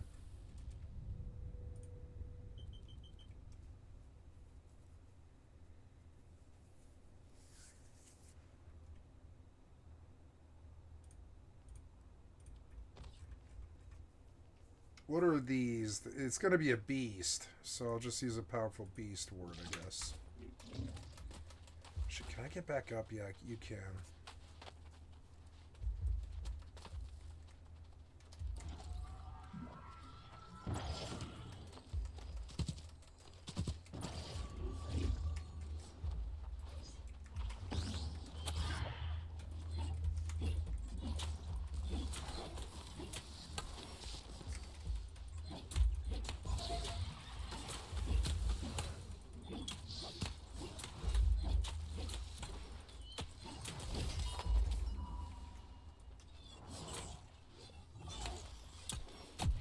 I'm out.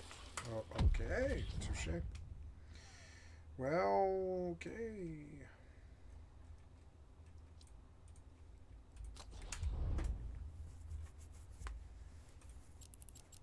Um,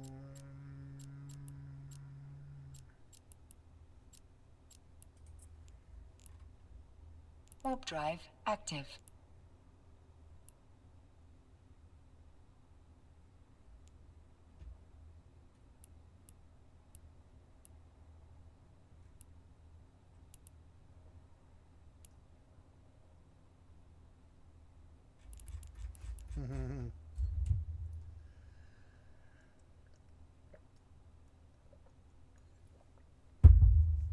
I believe that I will eat dinner here.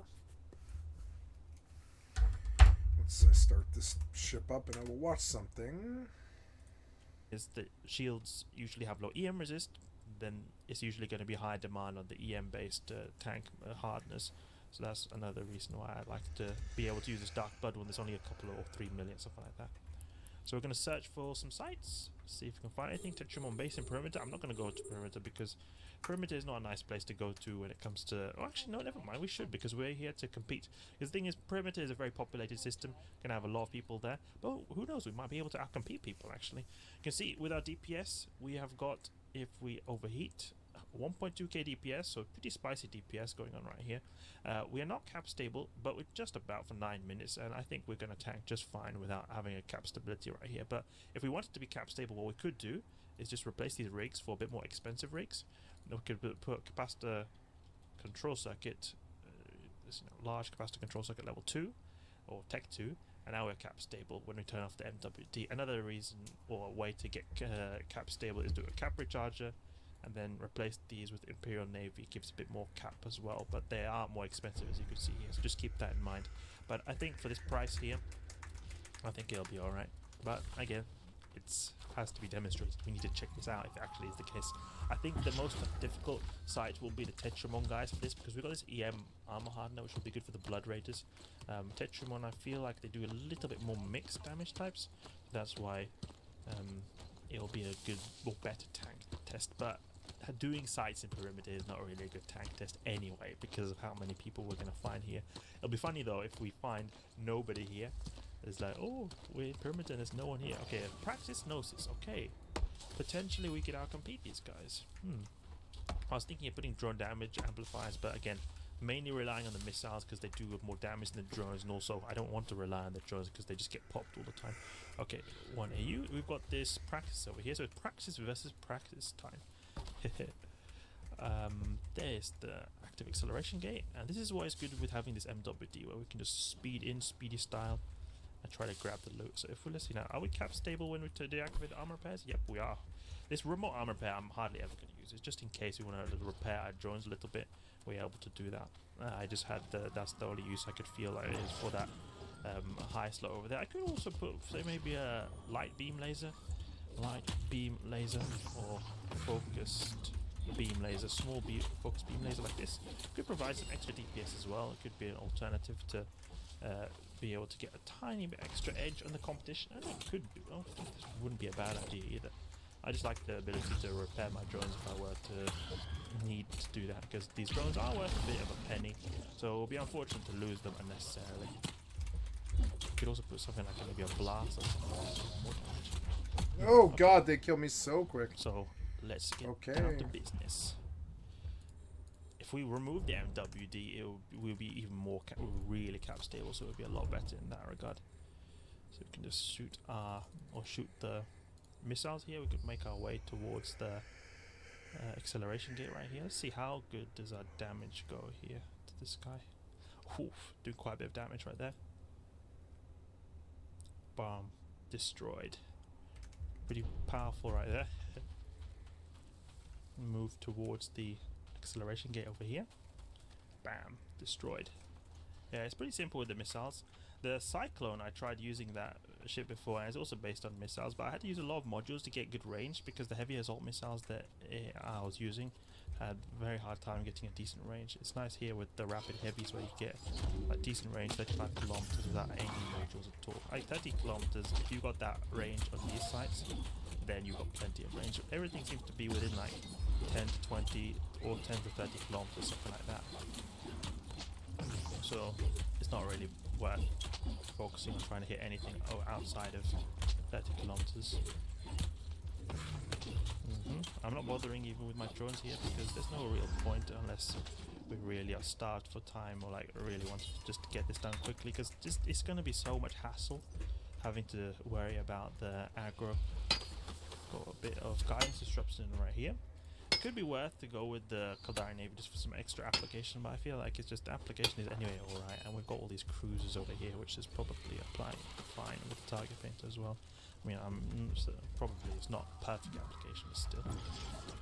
230 damage. What is his resist profile? Because these guys are not typical to the Tetramon. I think they have the best resist profile is the explosive. But the thing is, their shields though, they have very high explosive resist. So I think maybe an intermediate damage type like thermal kinetic would be a better damage type to do. And EM is also not that bad, because their shields have basically no EM resist. It's like that in the Abyss actually, where the Rogue Drone Overmind, the really big Rogue Drone battleship, he has a tendency to have always very good idea to have some EM based weapons, because the shields go down very quickly on that ship.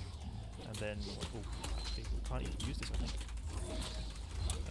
The Rogue Drone Overmind has a very low EM resist, so you just get through that quickly. And same thing here, we get through their shields very quickly, but it's not the main source of damage for these guys. I mean, I guess it's not the best.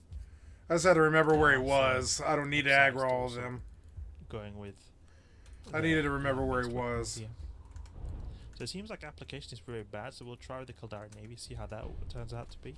We're getting like 500 shots. Now it's not hard. It's hard to judge because of how this guy's going to die now. We're not getting any tank tested though. The shields take a long time to get through, because I mean we're in a battleship, big shields. Do a bit of target painting over here. I'm guessing this guy is going also with a rapid heavy. Wouldn't surprise me. Could also put some like heavy pulse lasers or something like that, but I just worry about applications. It's gonna take forever to have to web them and all this kind of stuff. The small stuff is gonna be a real pain. Let's see, how does this go with the Alldayerrydababies? I don't know. I think it's just a bit better. It's not that much better. Can we use this now? There we go. Magnate over here. I wonder what Magnate is doing. Hope he doesn't want to gank, because that would be a bit annoying. I mean, I don't see any reason why you'd want to gank a Praxis, but Praxis could carry a very good shield booster. There are sometimes people who use really powerful shield boosters on their Praxis. Here is going to be quite important to have the full clip of ammunition, or almost full clip of ammunition, because we do not want to have to do the reload on the rapid heavies when the boss comes out. That's going to be a catastrophe right there. So I think we will reload when we've just gone towards the end of the second wave, something like that. Hopefully that'll be good. Chewing through this cruiser right here. Boom, gone. I've got some drones out here, Imperial Navy infiltrators going on out here. This is the first wave, I think, down, because there's two waves. You destroy this wave, and the next one, the boss comes after that. It seems to be the general trend here. Funny, look, there's all these practices over here. Unfortunately, we're not able to test the tank, though. I would have liked to do that, so we're going to have to do that and find some more sites after this. Destroyed, come on now. Oh. And destroy this one. Boom.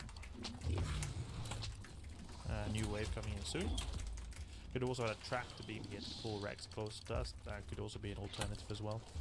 Maybe reload here. The boss is not going to come here. Just reload for this wave, and then we'll reload again towards the end of the wave. And that'll be a good idea right there. Okay, there seems to be focusing a bit more on me now. We've got a lot of E-War going on. There's too many still. Get the reactive armor. Oh, damn it. Up now. You put so many mobs. This guy is locking me. People seem to be pretty aggressive. It's because the other guy chained all of them. That one guy right there. He aggro and just took the entire fort to me. I was like, I should be fine. Name of the game in EVE Online. Okay, we're doing a lot less damage here. 150, 160. We're doing like 400 volleys against the... No, wait, never mind. This is a Crusader. He's going quicker than those Crucifiers that we were facing before. Oh, part of it is my fucking... Probably we should shoot the Damn it. Crucifier with like 400 something. My fucking gear. If we can... Towards the end of this wave, we'll start the reload cycle. Hopefully this Alpha clone over here will be able to outcompete these other two Praxis. Hopefully. Keyword is hopefully. But I'm just a bit annoyed that the battle crews seem to be not so optimal here, because the battle crews really, they're a lot cheaper than the battleships, and it would be so nice, just that it's hard for with these skills and to not go with a strong bling, although like really massive bling, to be able to complete these sites reliably. I feel like the battleships is really what you want to go with, but on the other hand, you know, more skills needed, more bigger wallet is needed. That's what's good about the practice. It sort of takes into consideration all those factors when you are out here going for these sites. Okay, it seems like no one's shooting, but they're probably doing the exact same thing that we're doing, so we'll just shoot a little bit here. Fuck, you wedged me! Where did all these guys come from? I pulled the cat! Come on, man. Asclepian implants and more skills. Why all of these mobs? It's like so stupid. Yeah, it probably would have been good to have some explosive missiles here, just because when you're in the competition, you want to get through that armor as quick as possible. We'll obviously get through the shields quick, so that'll be good, and it'll also be good to have this ammunition type for the Blood Raiders, because that's the lowest resist. But for here, it's going to be best to have the explosive resist, because the Tetrium one, generally speaking, have low explosive resist, it seems. Yep, low explosive resist. Now we've only got 12 of these missiles. That's a bit unfortunate. I do not feel like reloading right here, because if we reload right here, we might come just when the boss comes in. Is he gonna come in soon? Where is he? I'm learning. A lot easier. I think he'll come in soon. Might want to reload. If I reload now, it's gonna be the worst time. He just comes in now. gonna start shooting soon. Where is the boss? He's not spawning in. Oh, there he is. Yeah, I was just about to reload as well. Look at that. That was really good that I decided not to do that. Okay, start shooting here. No! God damn it, man! He was at low health. Yeah, What? unfortunate. We're gonna have to reload now in the middle of this whole thing. Can even lock up these drones. With the Why remote did he armor even repair. aggro? Have these do something to these guys here. There we go. Remote armor repair on this guy. Get a bit closer to this boss. Come on now, come on. Are we able to outcompete these guys? Ah, look at that. In just the end, we reloaded. That's unfortunate. That is unfortunate. I think that these guys have now got more potential. Oh, we actually won! Even though we lost out on the missiles right there. That was great. Oh. Oh, that's great. Okay. I'm happy about how we managed to beat the competition even though we failed hard. So I think what I'll do is I feel like the tank is good, but again this is not a good tank test. So what we're going to do is we're going to go back to Jita. We could even maybe do a perimeter because there's a lot of stuff here. Fury heavy missile. No Fury heavy missile. We're going to buy some of these. There's no. Why is this? I thought perimeter is supposed to have stuff, but there's nothing in perimeter nowadays. Like it's a waste of here. We're going to buy some Nova Furies. This is going to be most optimal. These also carry some berserkers as well. Okay. So, or I think it's berserkers they're called. The explosive drones, at least. They can use them to have the most optimal damage type when we're up against the boss, because the lowest is explosive here. Also, we have the 2 damage types. So for the Blood Raiders, we have the EM. Their lowest damage type is there, and then we've got for the Tetrimon, we've got the explosive. That'll be good. We got berserker even over here. Heretic Cold Iron Skin. Is this worth anything? Can imagine. Since the events occur, it's just they always go down in price, these things. Jump here. And you know what we're going to also do? We're going to put a howitzer artillery, right, or a scout artillery right here to get some extra DPS as well. It's going to hardly be any difference, but I think it'll be fun just do a little bit, just that little extra. So we're going to put some Republic Fleet in here for the EM, and then we're going to put Republic Fleet Fusion. These are going to be the 2 damage types we're going to be using for the different factions. We're going to modify our praxis right here. Remove this armor repair, because I feel like this armor repair was not necessary. I mean, just a little bit helped with those drones, but honestly I feel like it's a bit of a waste. Okay, so 4 drones here. We'll remove these in here. 4 of these. Could maybe put some basic acolytes in here, just to have some extra in case we were to ever need this. Like this. Now we just empty our loot into the cargo hold. Okay, so we've got this ammunition in here, got the drones, then we just need our artillery cannon. So I think probably what we could do is just start with the Caldari Navy, and then when we come towards the end we switch out to Fury so we have them ready for the boss. There will be more damage. So I think this is a good setup right here. But if we were to put the Republic Fleet, for example, then we overheat. Almost 1.3k DPS. That's decent DPS going on right there. Let's save this to V2, and let's get out there and wreck some people. It's important to group your drones, explosive, and then we put these to EM. Then we can move these to like light. There we go. One good thing about the artillery cannon is that it's going to have good range, but also have very good alpha, so it'll just instantly do a lot of damage. So if we've got a competition going on, we will instantly get a little bit of extra DPS. But I mean, if it's not like if maybe just one person you're competing with, probably it would be better if I put like a neutron blaster cannon or something like that. It wouldn't surprise me if that's the case. Like for example, something like this might be better.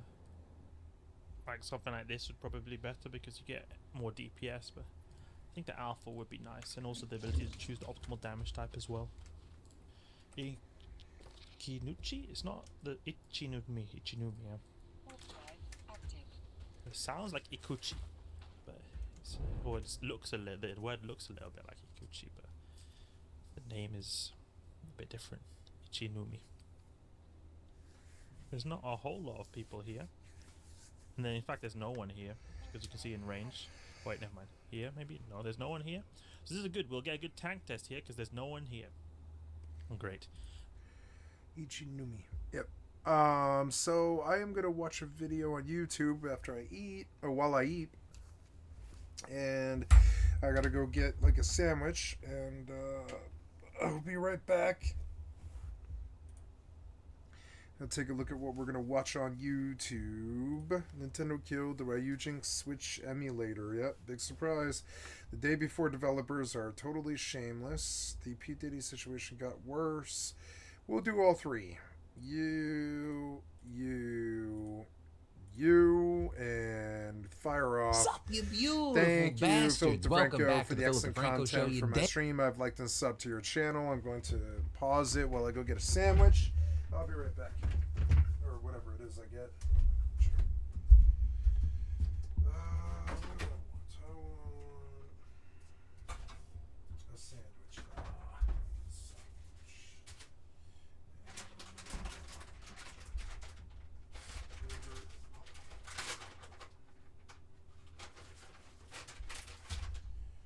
So,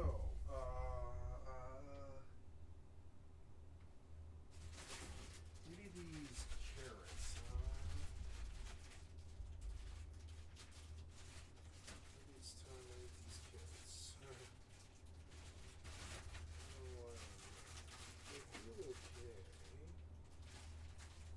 Yeah, we'll have carrots.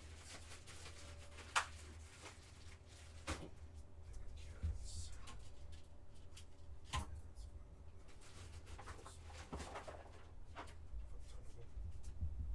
Eat them with some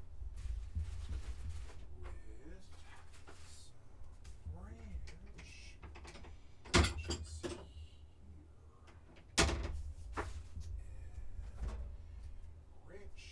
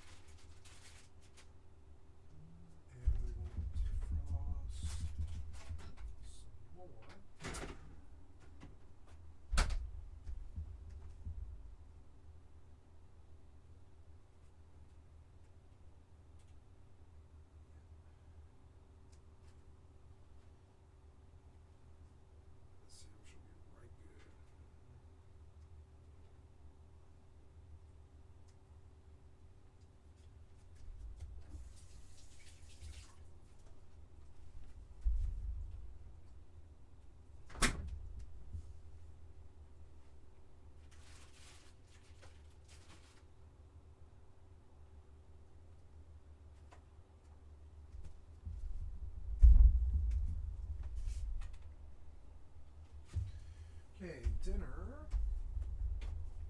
and some water.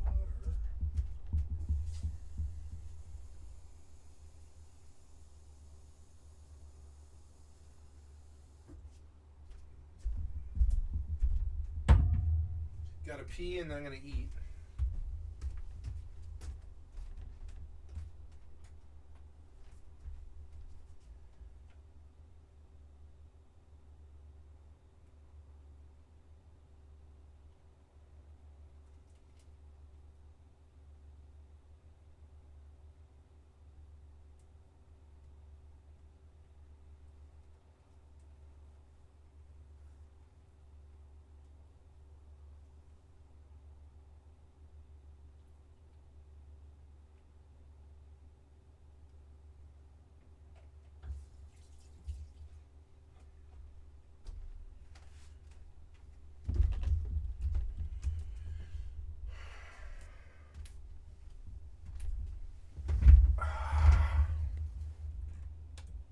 Let's dive into the news. It is Wednesday. There is a lot to talk about today, so let's just jump into it. This is a new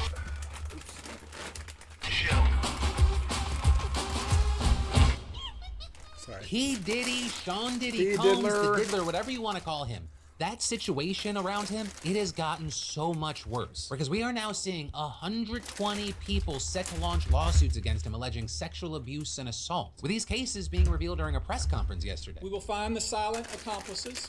This lawyer's gonna We get will so expose rich. the enablers who enabled this conduct behind closed They're doors. gonna take every last cent. We will pursue this matter, no matter who the evidence implicates. Now, this obviously follows a long string of lawsuits alleging similar claims against Diddy. It also comes as he was just charged and pleaded not guilty to sex trafficking and other crimes. But even amid all of the bombshell accusations we've heard already, the claims coming from this new set of suits is fucking shocking. Right, of the 120 cases, attorney Tony Busby said that 25 came from people who were minors at the time of the alleged abuse, with the youngest victim being just 9 years old at the time. And their allegations go back as far as the 90s and all the way up to this year, and they largely stem from parties that Diddy hosted as well as auditions. Right, and during the press conference, Busby said that many of the alleged victims reported their assault either to police or to a hospital, and some had toxicology reports that found that they had horse tranquilizers in their system. And even though all of these cases are being filed individually, Busby said that many of the accusations followed a similar pattern where victims were lured into a situation where they were given a drink that turned out to be laced, and saying that once the drug took effect, the victim would be sexually abused, often by multiple people and often as others watched. Now, these cases are going to be filed in a handful of states, primarily New York and California, in around the next 30 days. And in addition to sexual assault and abuse, the suits will also accuse Diddy of false imprisonment, sexual abuse of minors, among other forms of misconduct. Now, for his part, Diddy is continuing to deny any wrongdoing, with one of his attorneys saying in a statement, as Mr. Combs' legal team has emphasized, he cannot address every meritless allegation in what has become a reckless media circus. But adding that said, Mr. Combs emphatically and categorically denies as false and defamatory any claim that he sexually abused anyone, including minors. He looks forward to proving his innocence and vindicating himself in court, where the truth will be established based on evidence, not speculation. And with all that said, while obviously a lot of people are paying attention because Diddy is at the center of this could just grow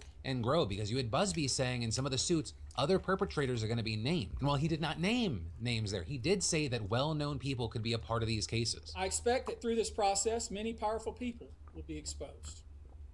Many dirty secrets will be revealed. But the names that we're going to name, assuming that our investigators confirm and corroborate what we've been told, are names that will shock you. You know, he is not the first person in recent days to suggest that public figures could come down as part of all the claims against Diddy. Because, for example, another lawyer representing one of his alleged victims said she was contacted about an explicit video featuring Diddy and another high-profile person, with the lawyer saying she was contacted to represent someone in the sale of said video, which she declined, but regarding the contents of it, she told News Nation. There already have been tapes leaking around Hollywood, being shopped around to individuals in Hollywood, but one particular person contacted me to shop a particular video they were in possession of, and to contact the person who was in the video to see if they were interested in purchasing the video before it became a public knowledge. I've heard Mr. Combs was in the tape, and this other person is I would venture to say, more high profile than Mr. Combs. With her then adding that she has seen stills of the video and it is pornographic in nature, but it also doesn't look like this unnamed person was aware they were being filmed, right? And all of this just fueling more and more speculation about who witnessed or enabled Diddy's behavior. You know, if any of these cases keep moving forward, it does seem like we could find out at some point down the line. But as far as where things stand for Diddy at this current moment, he is currently being held in the Metropolitan Detention Center in New York, but his lawyers filed an appeal this week seeking his release, or with them aiming to overturn a previous ruling that denied him bail, but we're gonna have to wait to see what happens. But then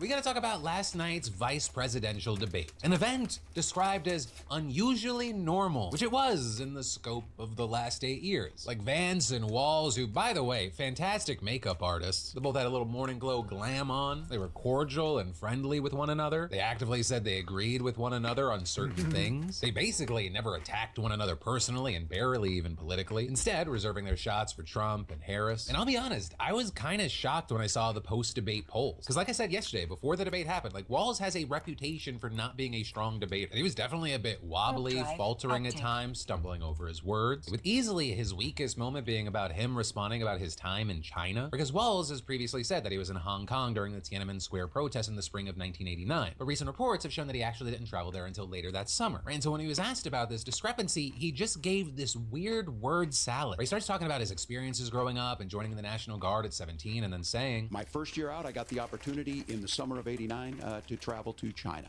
35 years ago, be able to do that. With him then going on to outline some of the work that he's done for his community, saying they know who he is and they repeatedly elected him as a congressman and governor, and then adding, I've tried to do the best I can, but I've not been perfect. And I'm a knucklehead at times, but it's always been about that. So look, my commitment has been from the beginning to make sure that I'm there for the people. Why did you say you were in Tiananmen Square? I will say more than anything.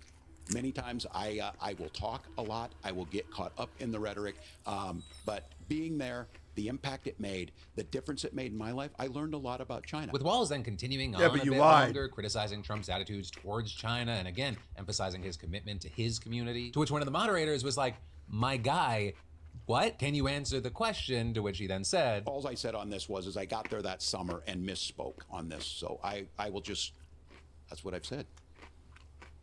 So I was in Hong Kong and China during the democracy protest went in.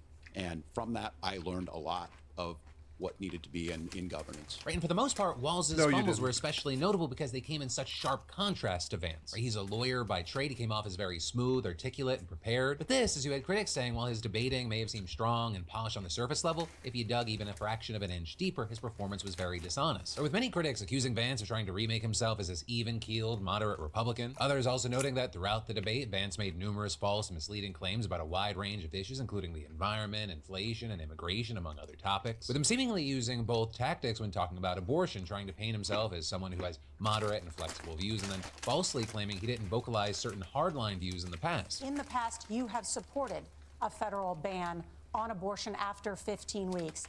In fact, you said if someone can't support legislation like that, quote, you are making the United States the most barbaric pro-abortion regime anywhere in the entire world. My question is, why have you changed your position?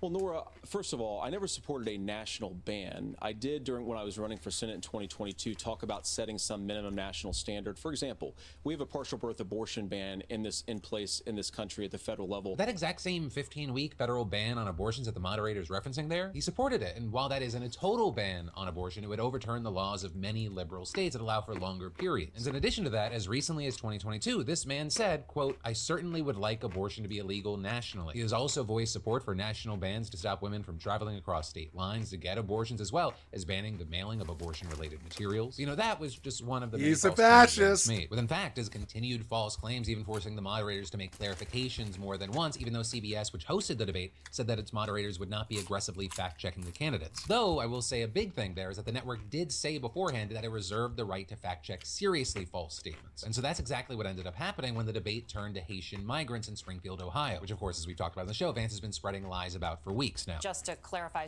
for our viewers, Springfield, Ohio does have a large number of Haitian migrants who have legal status, temporary protected status. Well, Margaret, but Thank you. Senator, we have so much to get to. Margaret, I think it's important We're because going to turn out of the debate- economy. Thank Margaret, you. the rules were that The you guys weren't economy- going to we're- fact check, and since you're fact checking me, I think it's important to say what's actually going on.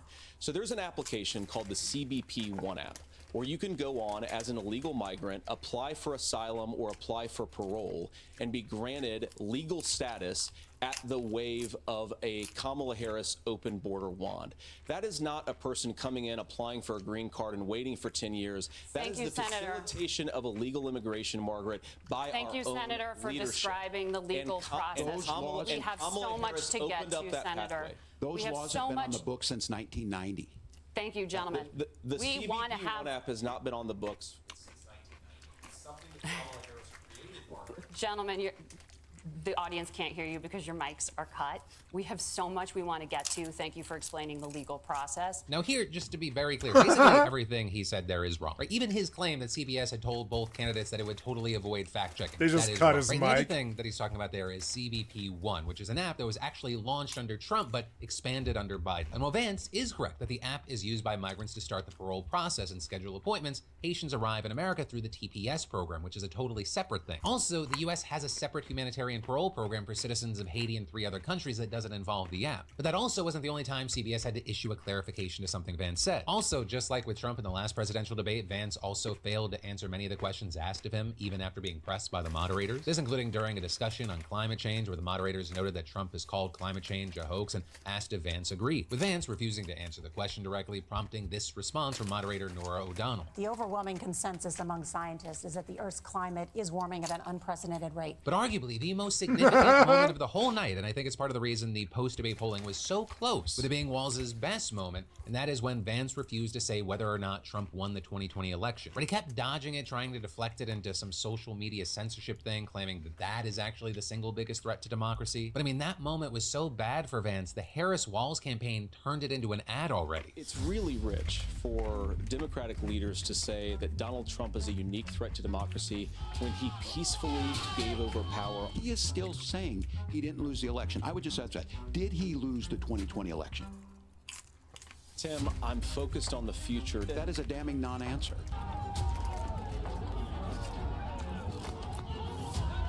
America, I think you've got a really clear choice of who's going to honor that democracy and who's going to honor Donald Trump. Right, and on the stage in that moment, Walz segued into this powerful moment. Look, Kick his when ass. Mike Pence made that decision to certify that election, that's why Mike Pence isn't on this stage. What I'm concerned about is, where is the firewall with Donald Trump? Where is the firewall if he knows he could do anything, including taking an election, and his vice president's not going to stand to it? That's what we're asking you, America. Will you stand up? Will you keep your oath of office, even if the president doesn't? So, America, I think you've got a really clear choice on this election of who's going to honor that democracy and who's going to honor Donald Trump. Now, with all that said, obviously we're just touching on key moments. If you want to watch last night's debate, if you didn't see it, I'm going to link to it down below so you can watch everything for yourself. Right, you are always your own best judge. But yeah, as far as what others thought, like I said, it was a pretty even split. Post-debate polls from CNN and CBS News showing pretty much a tie. CNN's poll saying 51% of viewers said Vance won. CBS's poll said Vance won by 1%, with 17% declaring it a tie. Also, both men's favorability went up. Walz's from 46% to 59%, Vance's from 30% to 41%. Politico's snap poll said it was a tie. There were also several undecided panels that the networks had, though rightly or wrongly, I never believe those. And the results were also all over the place. 6 of 7 CNN's undecideds were still undecided. 5 of 6 for NBC News said that Walz won the debate. And then over at the Washington Post, it was a pretty even split, barely any movement. But you know, with all that said, who knows if any of this moves the needle in any way, which is maybe for the best, because of course, remember, the only poll that matters happens on election day. So if you haven't yet, go to vote.org, go to vote. United States of 49-51 can't get anything done. .gov. Make sure you're registered to vote. If you're not registered, go register. You can even look into early voting, come up with a voter plan, and get your friends and family involved, because remember, I always say it, you may not fuck with politics, but politics will fuck with you. Vote for what you want to see in this world. But then, taking a quick break from the news, you know, it is true what flight attendants say. You need to put your oxygen I need to wash my hands. I'm sorry. I'll be right back.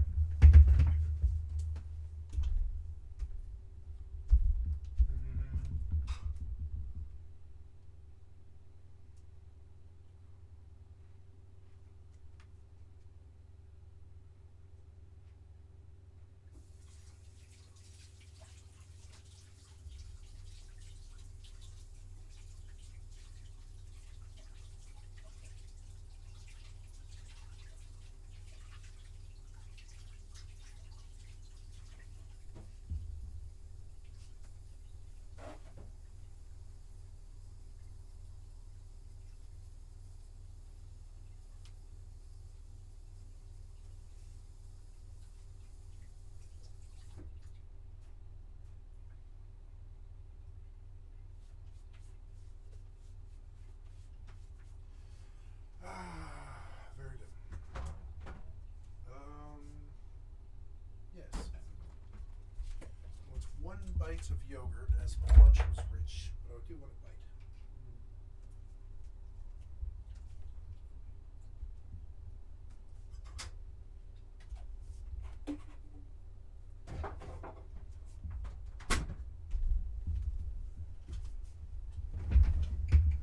When you eat once a day, you get kind of greedy. But I like the meal. It's big. I had a sandwich and about a quarter bag, a party bag of popcorn, about a quarter of a bag. Carrots with some blue cheese.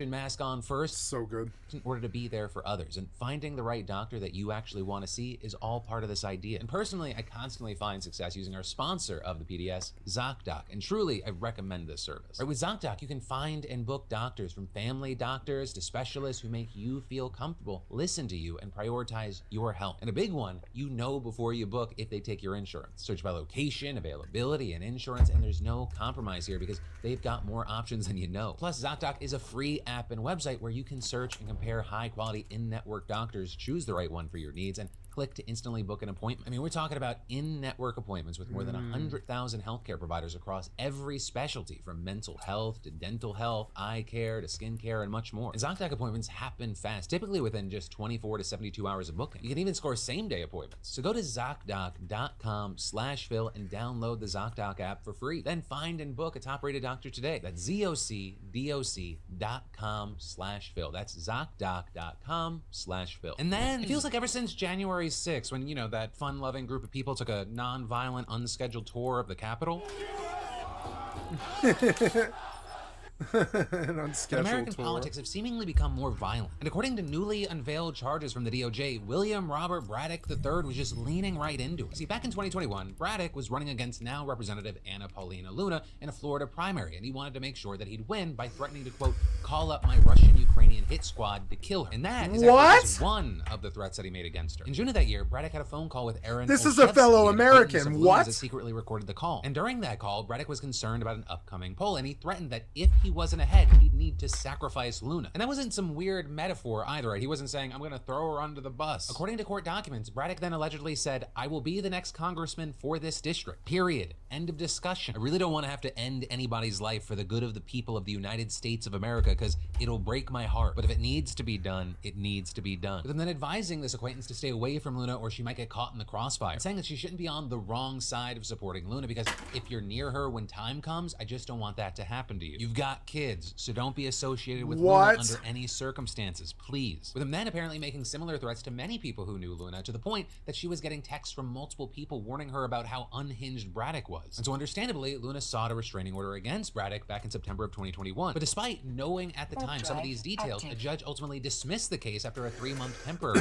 But the judge also wasn't happy about it, saying to Braddock, in no way does me following the law condone anything you have done in this case. But this recent indictment, it shows that 1, the feds are taking his statements very, very seriously, as well as 2, it highlights what he did afterwards to dodge justice. Right, back then, he originally denied all the allegations and claimed they were politically motivated. However, he then quickly left the United States and was discovered to be residing in the Philippines. And that's actually where things stayed for a while until he was deported from there and sent back to the US. Right, with that being when he was slapped with this indictment, which is for 1 count of interstate transmission of a true threat to injure another person. While that could land him behind bars for 5 years, the DOJ is still investigating and more charges could be added. While Luna hasn't really said anything about the situation since Braddock's arrest, a spokesperson for her office used the opportunity to highlight that, quote, female members of Congress are disproportionately targeted for stalking, violence, and harassment compared to their male counterparts. This alarming trend points to a broader and more disturbing issue of violence in the political arena. I think, or maybe it's I hope, regardless of your political opinion, it's safe to say that calling for the literal death of a political opponent, it's too far, right? That's not a hot take. We Especially in haven't hit America. that point yet, have we? But then,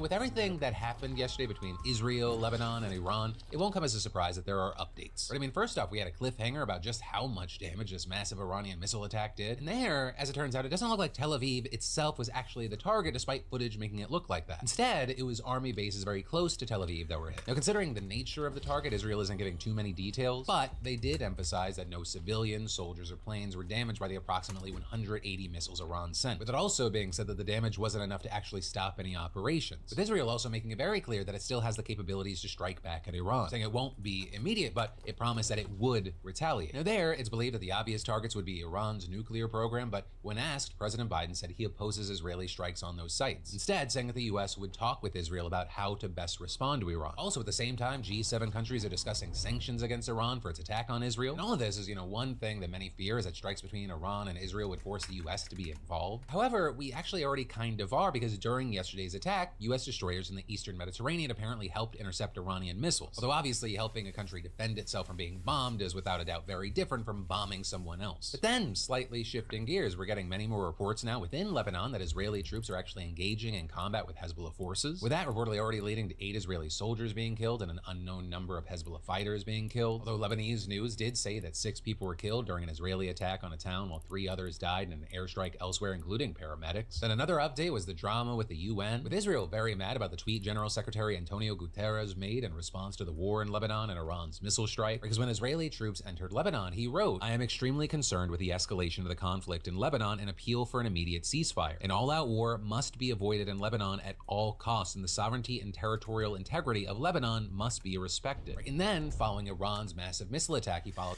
I am annoyed that I probably can't reach the DPS check in this event without a battleship. And I'm gonna do it, but the amount of attention that I have to pay bothers me.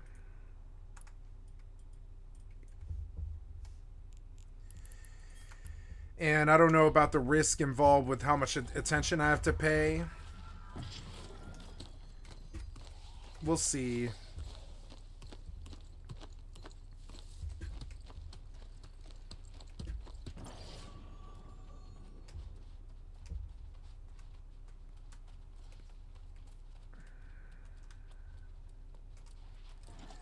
Can I go around the back of this thing?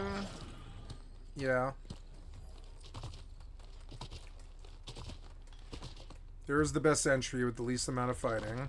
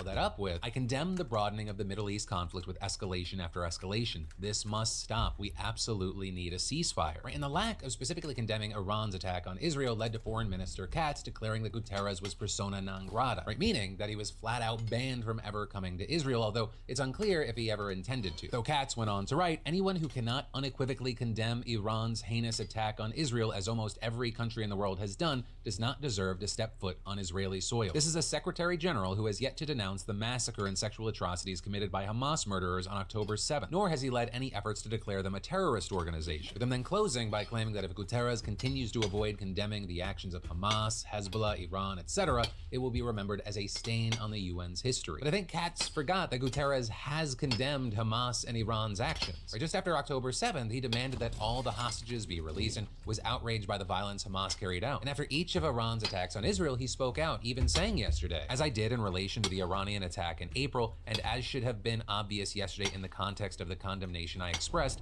I again strongly condemn yesterday's massive missile attack by Iran on Israel. These attacks, paradoxically, do nothing to support the cause of the Palestinian people or reduce their suffering. And all of this coming as Jewish people around the world start their new year with Rosh Hashanah tonight. With, as of recording, Prime Minister Benjamin Netanyahu being relatively quiet about the occasion, only tweeting, "It will be a year of total victory. Happy New Year to the people of Israel." But for now, that is where we are, and we'll have to wait to see what happens from here. But then, so you know how private colleges and universities, they give special consideration to people who apply that had family or other connections to the school? They call them legacies or legacy admissions. Well, in 2025, California is banning that. And also, the reason we're only talking about private institutions is actually because public universities in California banned legacy preferences decades ago. But still, with this new law, I mean, you're talking about a massive shakeup in admissions at some of the most selective institutions in the nation. Right? Stanford and USC, for example, in those schools have both reported admitting roughly 14% of students, at least in part based on legacy or donor connections. Which, you know, of course, critics have been saying for so long that it's just not fair, saying that it's helping students who really already have enough going for them. With it also being noted that students who are admitted with legacy preferences are much more likely to be white and wealthy than other applicants. Now that said, the counter argument is that legacy admissions play a major role in fundraising efforts that benefit all students, or with the argument being that in exchange for offering special consideration for descendants of alumni, the school gets some money to build a new library or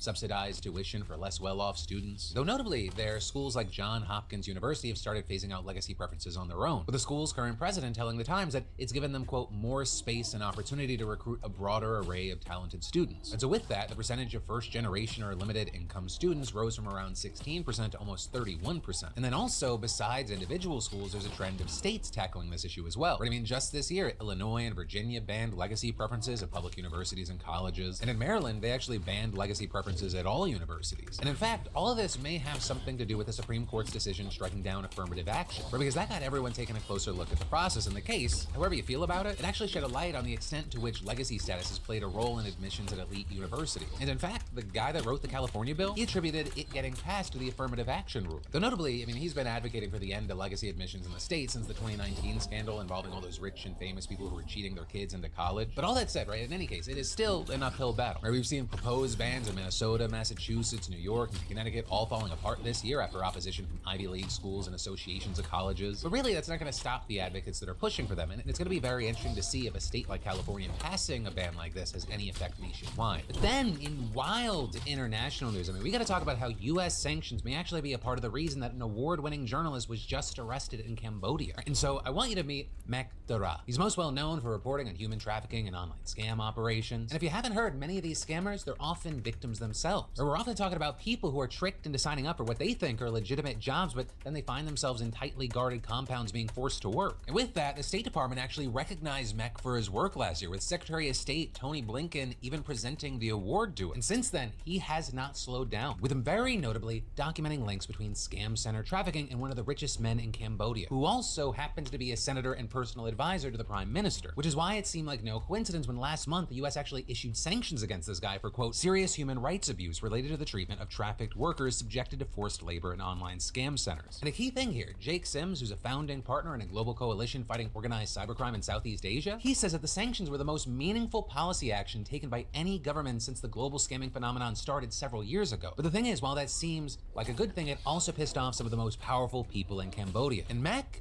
he was an easy target. With that bringing us to this week, when he was reportedly dragged out of a car by police as he was returning from a family trip with his parents and others, and then being sent to pre-trial detention on the charge of, quote, incitement to provoke serious social chaos. And I mean, that's a charge that carries a maximum jail term of 2 years. Now, with all that, of course, they didn't just come out and say that it was because of his reporting and the sanctions it led to. Instead, they pointed to now deleted photos that he shared on Facebook seeming to show some sort of digging or destruction near a sacred mountain in the southeastern part of the country, with the local government claiming the photos were fake and accusing him of inciting all Cambodians across the country to be confused about the loss of the mountain. But of course, you have people like Sims saying the arrest certainly implies that some of the most powerful people in the country feel threatened by the work that he's doing. With Sims also saying about Beck that he was effectively one of the last independent journalists working in Cambodia. And I mean, just looking at his resume, you can see why that is. Right? He previously worked for a paper called the Cambodia Daily, which shut down in 2017 because of government pressure. So then he goes to another newspaper, but that one gets taken over by a government-friendly businessman in 2018. And so finally, he worked for a radio station called Voice of Democracy, but that was shut down last year. And so since then, he's been using social media to share his work as well as working with international media. But now, obviously, that's just led to the government targeting him directly. And while everyone from the US government to NGOs in and outside of Cambodia are calling for his release, right now we're gonna have to wait to see if that pressure actually does anything. But then, just taking a quick break, it is officially October, which means that over at Beautiful Bastard, we have our big spooky drop coming. And since we sold out of some of our sizes from our badass September collection, I need to clear some room, which is why for the next 24 hours, just for you beautiful bastards, you can get an extra 20% off. Just use code SPOOKYSEASON for 20% off your entire order. And again, that's in addition to pretty much everything on the site being 20 to 60% off right now. That includes this Villains long sleeve I'm wearing right now and all this other goodness. Tees, long sleeves, hoodies, core gear, graphic gear, all at beautifulbastard.com. But remember, you only got 24 hours for code SPOOKYSEASON. And then, so I know going into this election, like 90% of the focus has been on the presidential race. And I get it, it is an incredibly important one. But I also want to focus on right now how local elections are far more likely to affect your day-to-day life. Because what many people don't realize is that while these elections are free and fair, they have a certain North Korea flavor about them, and that many come down to just one candidate. And what's interesting is that the Democratic Party is actually the one that avoids fielding candidates the most. You just need to look at 2022 to see what I mean. In that election cycle, the Democrats didn't field a single candidate for half of all partisan offices, with Republicans not trying far, far less often. And so when you add all of it together, we're talking about tens of thousands of races and offices where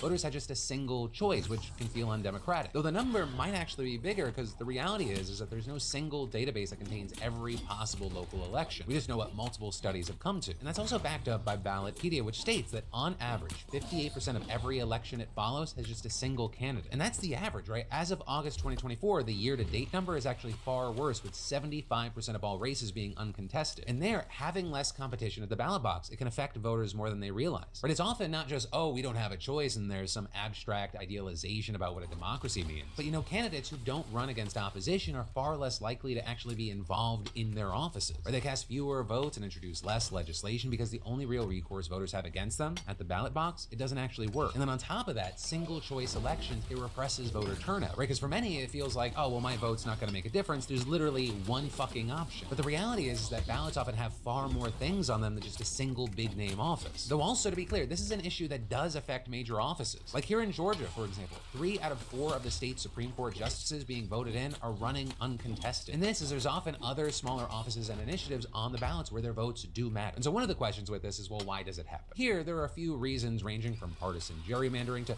parties being practical about how money's being spent in doomed elections. And what we see is that the consequences compound on themselves, often leading to more and more single choice elections. I mean, for example, Keel Hunt, who is a former aide to a Republican Tennessee governor and has written about this topic, said that, quote, you see extremist gerrymandering. You see all these rules affecting how people live, from the schoolhouse and banning books to the hospital and abortion laws. You get this kind of extremism that only reinforces itself if there's never any competition. And the compounding effect can be seen in how state districts are broken up. See, states with large rural areas are far more likely to skew Republican, even if it doesn't vote that way nationally. Illinois is a great example, where Chicago alone ensures that the state is blue in national elections. But it's so concentrated that in state elections, things are almost the opposite. In 2022, Democrats didn't contest nearly 500 partisan state offices, whereas Republicans just dodged 181. And this same trend was seen in Missouri, which has just 2 large population centers dominated by Democrats. But 70% of the offices statewide still went uncontested. So what this often means is that for many voters, the only way to actually have a choice in who represents them isn't the general election, but rather the primary. So let's say you're a Republican in an area that is overwhelmingly Democrat. If you're allowed to vote in primaries, you're stuck voting for what you see as the least bad option. The same is true vice versa, where it's actually far more common. And to be clear, this usually means things aren't proportionally broken down based on the voter base. Like Republicans strongholds out in the countryside often end up far more overrepresented in state politics compared to the amount of voters they get. And the only real check to this gerrymandering for state elections are state Supreme Courts, although there were efforts to even ignore them. Right? Many Republican states tried to argue to the US Supreme Court that only the legislature had the right to set districts, but that was rejected 6-3. However, even though state Supreme Courts can overturn gerrymandered districts, they can also choose to ignore it, especially because so many state justices are voted into office. Because of all these little advantages each party gives to themselves when they can, there's little incentive to run in many local elections. So in some cases, as we've discussed, the voter bases are so gerrymandered that there's little hope of winning, and in other instances, it's just how the voters are naturally broken down. But either way, running a candidate costs money, and lots of it. And if you're in a situation where the most you can hope for is 35% of the vote, no amount of money is going to be able to change that. And as some Democratic strategists have learned, the risk of putting a D behind your name when running for office can also mean huge personal repercussions in small communities, like losing a job, which then further puts pressure on people to not even try. And the unfortunate reality is right now there doesn't seem to be a good solution at this point for many local elections. So I guess my question is, what would you do with this dead bird that I've laid at your feet? Is it fixable or is it doomed? Then finally today, let's end with a congratulations and let's talk about yesterday. Starting with a congratulations to Christina B, the SeatGeek prize winner who just won $500 in our weekly SeatGeek giveaway towards her choice of SeatGeek tickets. Christina saying she's planning on taking her fiance to a rock concert. But for everyone else, that's right, SeatGeek and the Daily Diff are still giving away up to $1,000 in tickets, and you should definitely enter today if you haven't. Just add code PDS to your SeatGeek app profile for a chance at the weekly $500 prize, no purchase necessary. And $1,000 prizes are available to Daily Dip subscribers who add code PDS newsletter, doubling entries and winning. So if you haven't already, just get in on that. It's a win-win. But then finally, as promised, let's talk about yesterday. Starting with there just being so many comments about the abortion refusal story out of California. Right, with Batcat saying, quote, "You're not in enough danger for us to help," is a wild thing to say to someone in the same breath as you tell them they're dying. With Studio Wolf more specifically quoting, "Your life isn't at enough of a risk, but if you drive less than 5 hours, you'll die." What? Some also talking about abortion in general, with one popular comment reading, "I'm trying to understand who exactly ends up benefiting from abortion being made illegal. Literally every state which has had abortion on a ballot has voted overwhelmingly in favor of legalizing abortion. It doesn't directly impact the bodies of 50% of the country's population who are male. Most eligible childbearing aged adults are overwhelmingly in favor of legalization. There are no benefits for pharmaceutical or medical corporations who might be lobbying to ban them. Most of the country has had the infrastructure in place to perform the procedures for decades now, and the stigma has been greatly diminished over the past 50+ years. Who still wants to ban it, and how do they hold so much power?" But then people reply with two different reactions. Some saying the ego of certain religious groups, that's it. Then others saying because with the dropping birth rate, it is in the interest of the capitalist economy to have not only enough new consumers born to replace old ones, but increasing population, which is more spending. So on the note of religion, you had Morgan versus the internet saying hospitals shouldn't be allowed to deny women life-saving healthcare. If you want to be a religious institution, open a church. And while many agreed, you had some pushing back saying the fact is that if religious institutions didn't open hospitals, there are a lot of places that would not have any hospitals. With then to end on a lighter thing that people were talking about in the comments. One, I was happy to see a good number of people excited about the DeFranco Book Club, which like I mentioned yesterday, I'm launching with 2 books just because it's the launch month. You can find and get those at DeFrancoBookClub.com. Also, you can always go there in the future for each additional book that comes out every month, but also a good comment worth sharing. Fearless Hobo wrote, "As an aside to Philip doing the book club, please remember if you don't have the money to get a book, visit your local library. They really need our support and patronage." And to add on to that, there's actually an app for your phone called Libby that you can get. For some libraries, you'll need to go in person. Others, you can actually do it all online. But yeah, honestly, whatever gets a good book in your hand or a good book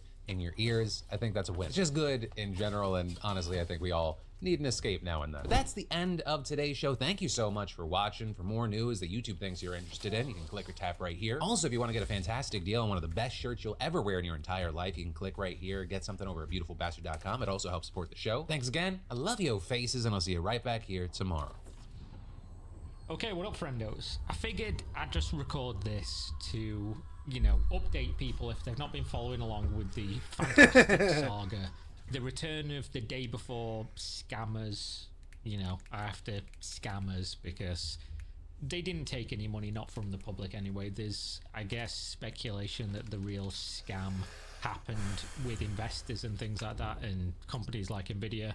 But that's not for us to say. Obviously, they released the day before. It was just built completely on lies. And now they've tried to come back, make a Kickstarter, and are doing this whole shtick about like, oh, our number one focus now is on honesty and transparency and professionalism, which basically is just saying they weren't previously, which is a weird fucking cell phone, isn't it? To come out and basically say, oh, you can trust us now because now we're going to be honest, as opposed to before which the implication even is in saying that we were just liars the whole time, which you provably were anyway, so it is what it is. If people are familiar, they're familiar.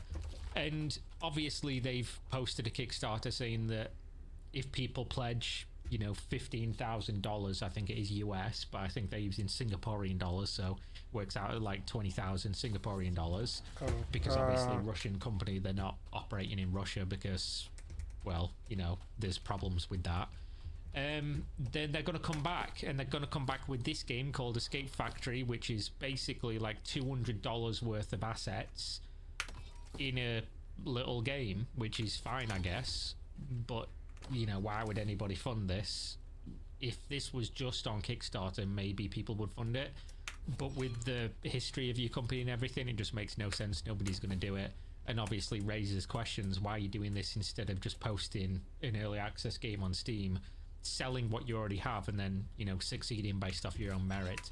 But obviously it's because they're trying to take money from the public again. And they've been posting repeatedly on their social media, and there's just been some funny shit happening. So they've been trolled because obviously somebody pledged like $10,000 or whatever to basically have dinner with the team, which is one of their, if you've not seen, if you pledge $12,000, you get to have dinner with the team, which is amazing. Somebody pledged on this, limited quantity, 10 out of 10. Jesus. And then they took it back because they were just trolling.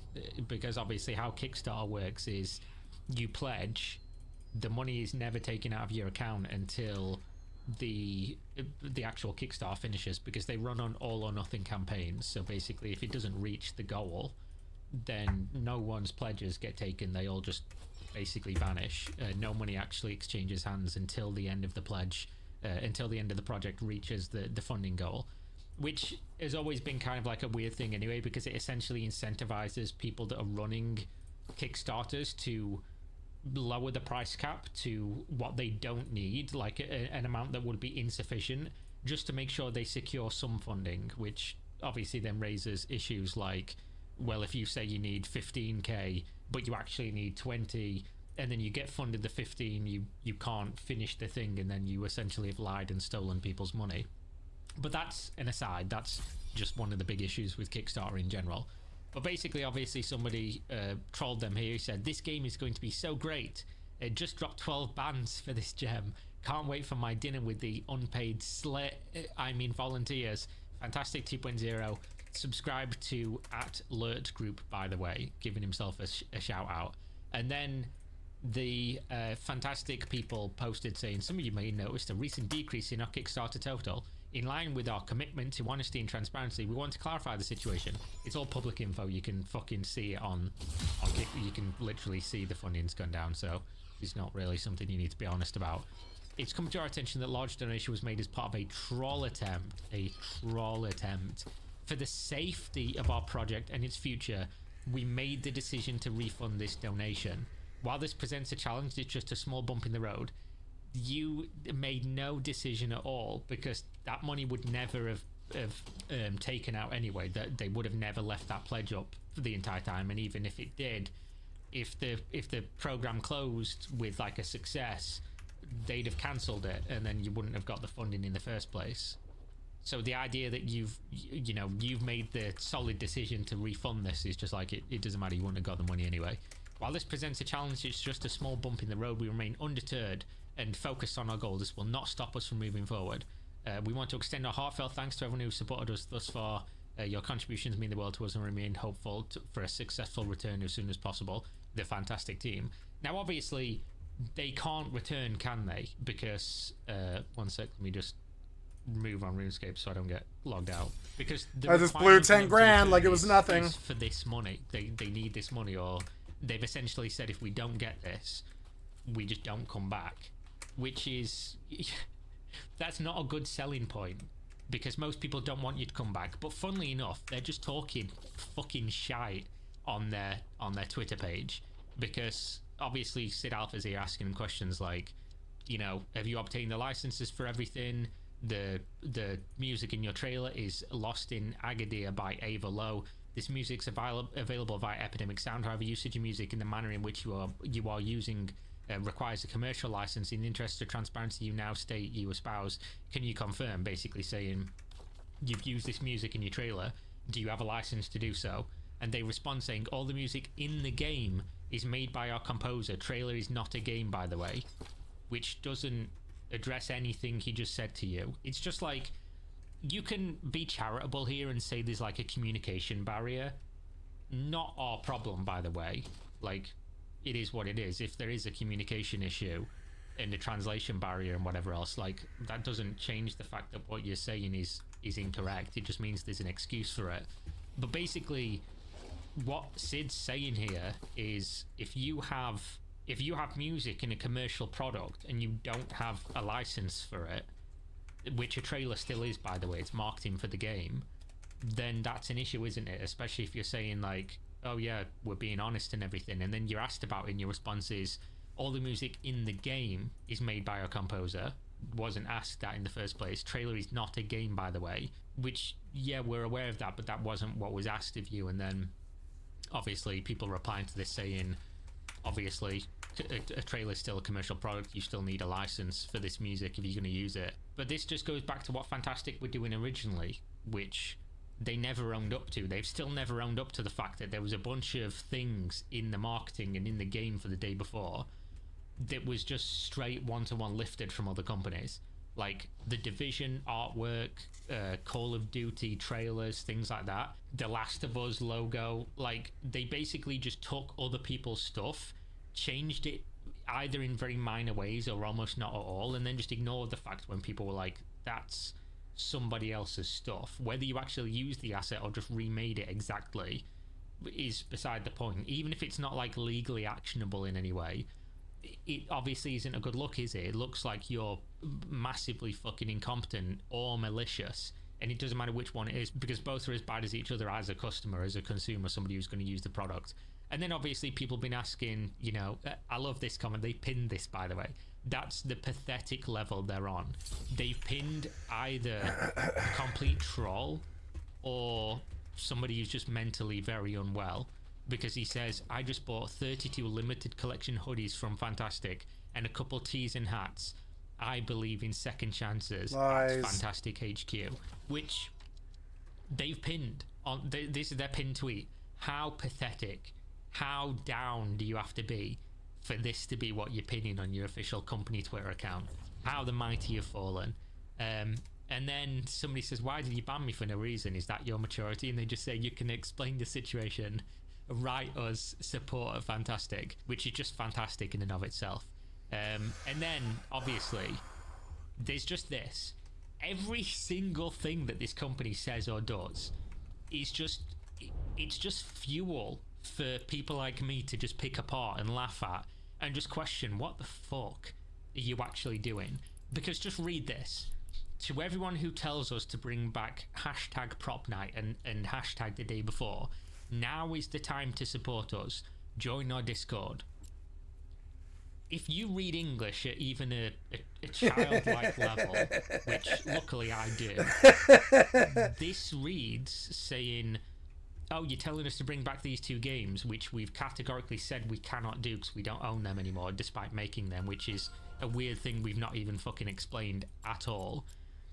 You've told us to bring these back, support us, and there's like an implication of this means active. They will come back, because if not, why the fuck are you bringing it up in the first place? And then somebody says, if I support you on Discord, will Prop Night be reinstated? Have the rights already been returned? Please explain. And they say, we no longer own the rights to Prop Night, but we would like to release a Prop Hunt game in the future. Which is nothing to do with what you've just said, and also has nothing to do with the day before also. Somebody here, Madcore TV, brings this up and says, but you said you do not own Prop Night and the day before anymore. Why lie about this? And they say, hello. While we no longer own the rights to Prop Night and the day before, we were the original developers of these games. Great. Who asked? We know you were the developer of that game. Why are you saying this? We're simply asking for your support as the creators. Docking request accepted. So what's the implication? Why have you implied that there's like that they can return then? Additionally, we have plans to make a prop hunt genre game after Escape Factory. You're never making the money, bro.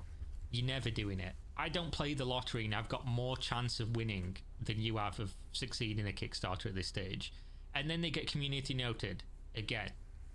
Play free now, and then they link the game. And they're just lying again. They're just lying. They just can't stop. Why are you always lying? We would like to address recent misinformation circulating online regarding the use of assets in our games. So this is not just about this new one, this is about their games in general. By the way, new shaker cups, pixel shaker cups at GamerSups, link in video description, 10% off. And look, they've even got this weird light up base you can put your cup on. Just amazing, huge. We'd like to address recent misinformation circulating online regarding the use of assets in our games. We want to make it clear all the assets used in the day before Prop 9 in Escape Factory were either created by us or legally acquired. Nobody, as far as I'm aware, was ever saying that they wasn't. So it just seems like a really weird thing to bring up. Again, like they did previously, where they just blame everyone else for misinformation, disinformation, lying against them. And then later on go on to say, actually, we apologize for all that and we admit wrongdoing. But then we're going to go on and strawman about something nobody said about us. Whenever store-bought assets were used, we ensured that the proper licenses were obtained. For Escape Factory, we used assets for some of the VFX and a small part of the code. However, the art and music are 100% handcrafted by our team. We encourage everyone to fact-check before spreading misinformation. And they just get community noted again. Because, of course they're going to. They're lying. They're just presenting themselves as the victim. As it reads, Fantastic implies that the misinformation being spread is regarding their assets being stolen. However, no media coverage states that their assets were acquired unscrupulously, leading to a straw man argument, and obviously links a bunch of articles to sustain that claim. Somebody asked a couple days ago when their announcement first came out, why did you delete your whole track record? Why have you deleted all your social media posts, your Medium posts, your YouTube videos? Are we supposed to forget about all of them? And Fanac's response is, we admit that we made some mistakes in the past, but now we want to follow the principles of transparency and honesty. We hope that we can prove it. Nothing says transparency and honesty like scrubbing your entire history. Nothing says transparency and honesty than that. Just come out squeaky clean. Yeah, we're just a little company. We've made some mistakes. We're going to make sure you can't go and look at them unless you're doing it on a third party or a YouTube video or something. But we're very transparent, you see. Super transparent. I will say, just to give them the benefit of the doubt on that point, maybe there's something with the whole not owning the games anymore that means that they felt like legally obliged to scrub all that stuff, especially when it pertains to videos on their YouTube channel, because if they don't own the rights to the games anymore, they don't own the copyright, which means that all the videos and stuff on their YouTube channel would probably need to be taken down. But like old tweets and everything, as long as it didn't contain the day before promo material, there would be no need to remove that, unless they just did like a blank slate. You know, I don't know if there's a button on Twitter that's just delete all my shit. If there is, you know, we can adequately explain that, I guess. That being said, I have been told that the two brothers who ran the studio that ran Fantastic, that everyone who worked with them seemed to leak to journalists that they're really terrible to work for. Apparently they've just changed their Discord names now and are just in the server, just, you know, using new names, which isn't like the craziest thing ever, but at the same time, like, unless you're trying to hide something or you get away from your history or whatever, there'd be no real reason to do this. If everyone's going to find out who you are anyway, like, what difference does it make? Especially since you have literally admitted to being the same people involved, meaning no change in management or anything like that. So we know you're there. Changing your name at that point just looks kind of weird. This is a classic because this is true. You left the gaming industry like this and you're expecting anything from us. And they literally did. I can't state it plainly enough. It wasn't just like these people are like... Some people believe sincerely that these are unfairly maligned developers, where basically they try to, you know, good, honest, hard-working indie developers just try to make a game and try to bring joy to people's lives and you know, try to give everyone a little peck on the end of their penis, just like give it a little smooch. They were doing such good things for the world and everybody that they wanted everyone to get their dick sucked. But they weren't, were they? They literally lied from day one, repeatedly, over and over again, and then at the very end basically said, yeah, fuck yourself then. They just said, shit happens. We're going to use the money. This is all things. I'm not going to pull it up, but you can go check. We are going to use the money raised for a game we are admittedly closing within like a week of it launching. Not even just closing the game, closing our whole studio. and all the money we raised, we're going to use to pay our debts. Which is like... No, you aren't. That's some level of fucking nonsense that has almost never been seen in the games industry before. It's like a... With me covering like Kickstarter scams and, you know, crypto scams and things like that, there's almost never a single point, even during like blatant frauds and things like that, where there's such an obvious moment of just like, fuck you, we're out, like, that even wows you when you're looking at it, because you kind of knew what was going on. You kind of knew that they were just going to release the game in the state that it was in, it was going to fail, and they were just going to piss off, right? But at no point, even during like my 2-year coverage of the game or whatever, and reading into everything and speaking to people and covering it in like dozens of videos, at no stage during that did I ever think they were legit just going to basically turn around to everyone and say, thanks for money, peace, and just leave. Obviously, this didn't work out that way, because after doing that, the media coverage started, like even the big news outlets and things in gaming started talking about it. Steam must have got involved, their parent company got involved because they were getting a bunch of flack as well. I assume companies that were working with them, like Nvidia and things, were like, our logo is on your fucking product, right next to you doing this. Something needs to happen now. There would have been legal implications to this as well. And then they, you know, they're saying that they decided to refund everyone. But if one day you're saying shit happens, thanks for the money, motherfuckers, we out this bitch. And then the next second you're saying, oh yeah, out of the goodness of our heart, guys, we're going to refund everybody's money. Something doesn't add up there, and something stinks, and it's fucking you. You smell like a Magic the Gathering player at your local card shop. I don't know why I'm going hard on Magic the Gathering. I play Magic the Gathering, that's why I know these motherfuckers smell. It is what it is. But either way, I think we've milked this one enough. I'm going to continue doing so because it's content, it's fun content, I love this shit. And I've been involved in this for so long that I am deeply invested in basically everything that happens with this project, as well as a couple of others that, again, we'll be checking in on pretty soon. Can anyone say Chronicles of Valeria? Let's see how that fog's doing. But either way, hopefully you enjoyed. Suggest me content, go buy Game Sups. You don't have to buy a glow-in-the-dark cup. You can buy a bunch of different drinks. They sent me some more. This is one. We've got Pom Pom Punch. This one looks like a banger. And we've even got sploosh, because obviously everybody knows you need some sploosh in your life. But either way, check the links in the video description. Suggest me content either here, on Discord, Twitter, whatever it's going to be. And I'll see you next time. Peace.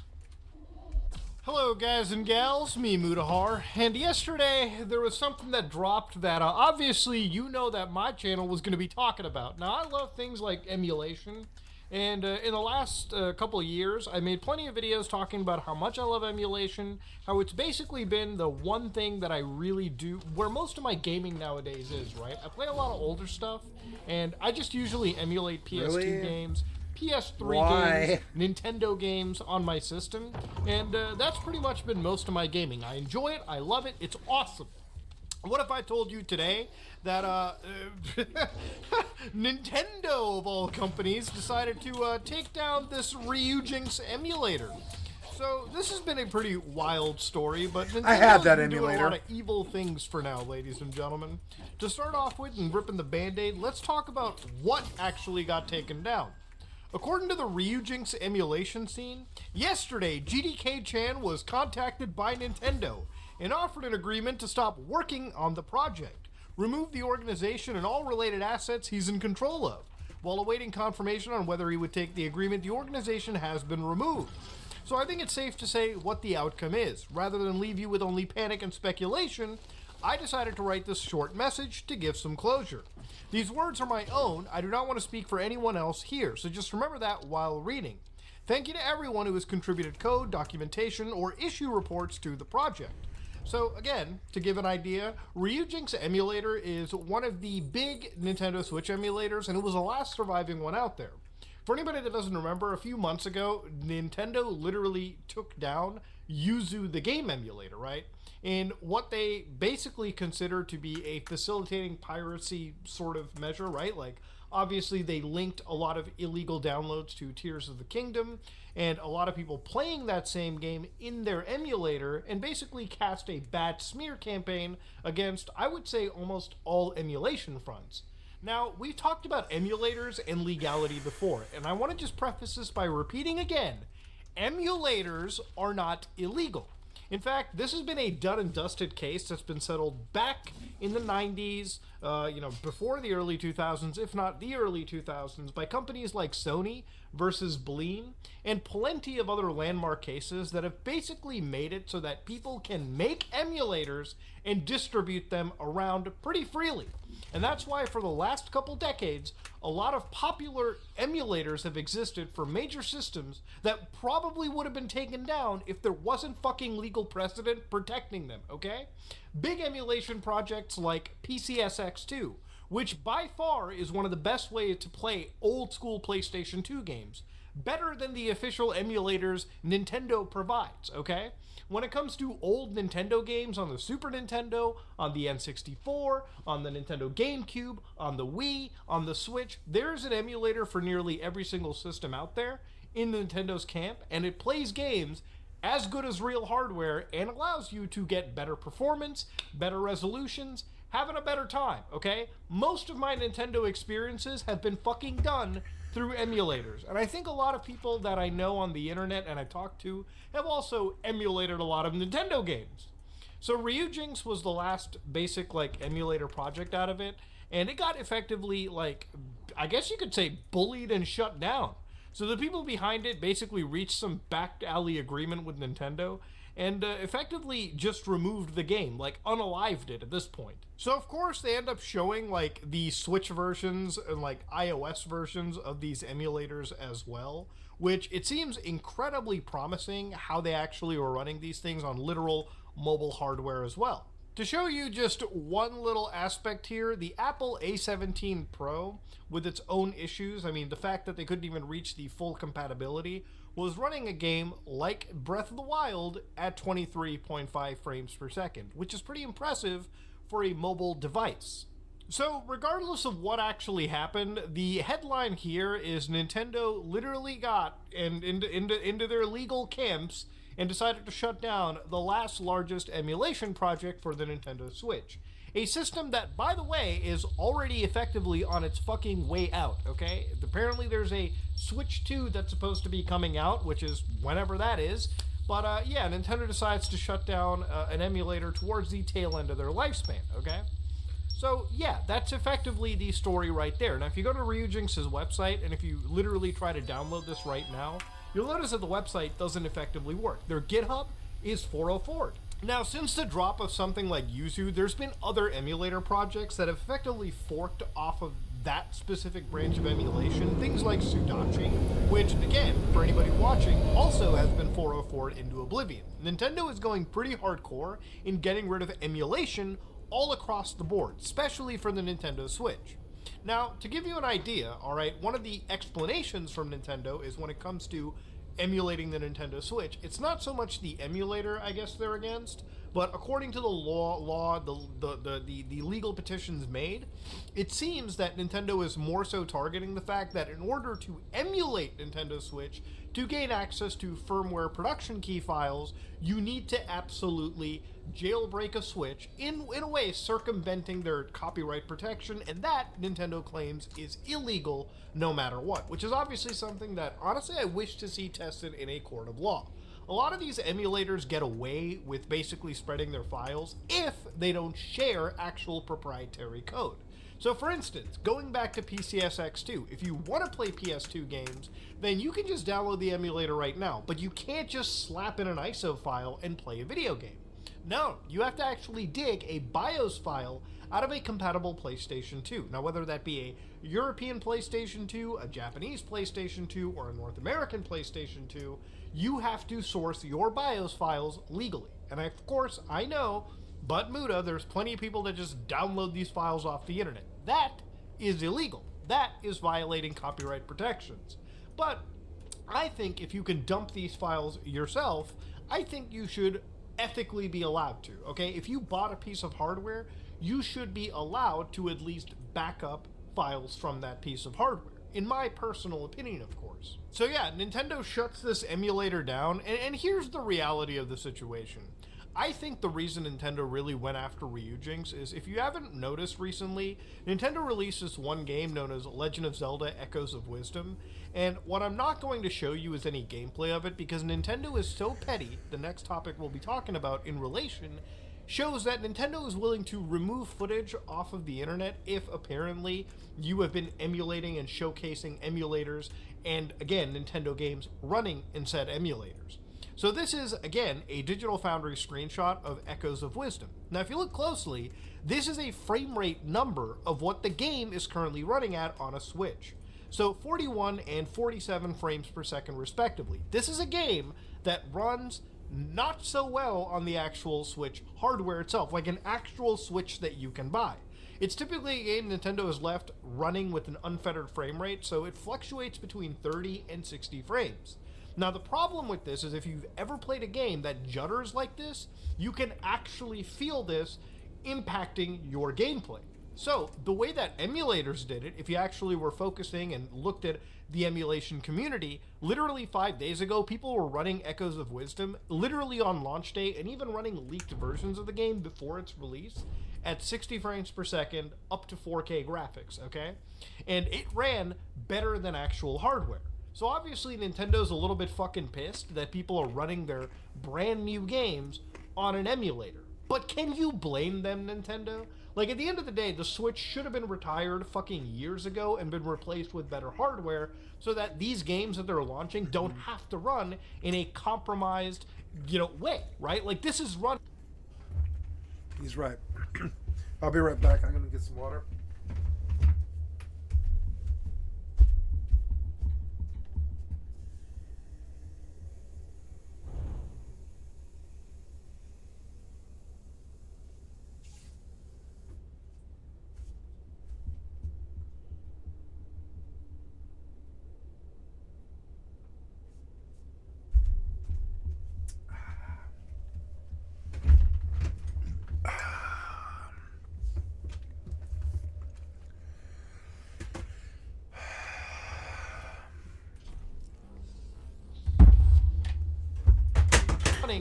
Worse than a fucking Grand Prix at a retirement home.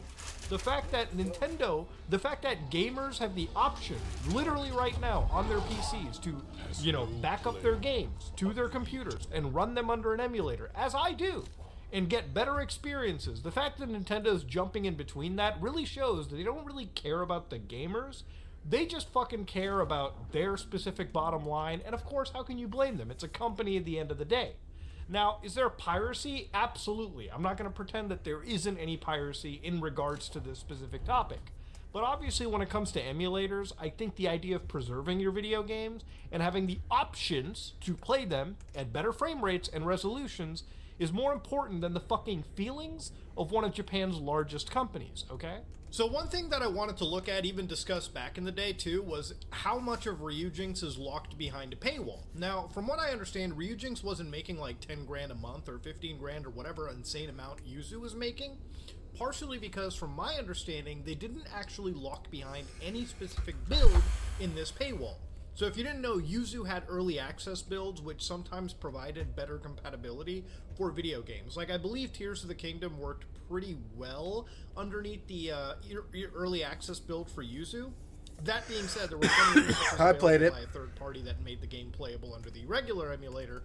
But for Ryujinx, they never really sold any version. From my understanding, even the most high roller version right here is they say you get early access to progress reports, and again, in their Discord, you get specific channels. But nothing here necessarily screams they get early versions, right? They get to be included in the discussion about in-flight development projects, the future of the emulator, and maybe this might be the only thing that could count for Nintendo's lawyers, or like Nintendo getting pissed and talking to them, maybe the early testing. But from anything that I've researched, these people were not distributing early access versions of their emulator that were running certain games day zero or even day negative whatever before their release dates. So yeah, Nintendo literally hates you, and they hate the fact that their games can be preserved, okay? For Nintendo to do this towards the tail end of any console's lifespan is just the saddest shit to witness. So again, when it comes to emulating video games, the way that I play these things is under an emulator on my PC, and then I use things like SyncThing. where I can actually copy and synchronize that save file to my actual Steam Deck so I can play these games on the deck and just like a Switch and on my PC with 4K 60 frames, all the bells and whistles, okay? Something Nintendo does not allow me to do with an actual Nintendo Switch. Shit, you can't even back up your fucking save files without paying for some subscription slop if you needed to, right? Which is insanity in my opinion. So, realistically, the next aspect of this is, I think, way more alarming than Nintendo going after, you know, just emulation. Now, obviously, when we looked at things like Nintendo's lawsuits, they went after a company known as Pocket Pair, which obviously some could say they flew a little too close to the sun when they made a game known as Pal World, which kind of had a lot of similarities, though one could admit, to Pokemon. So Nintendo decided to sue these guys basically on the grounds that they were infringing multiple patent rights. So I decided to look further into these patents, and specifically we came across 2 US patents where if you actually look, what is alleged to be the reason why Nintendo lost their shit was this right here.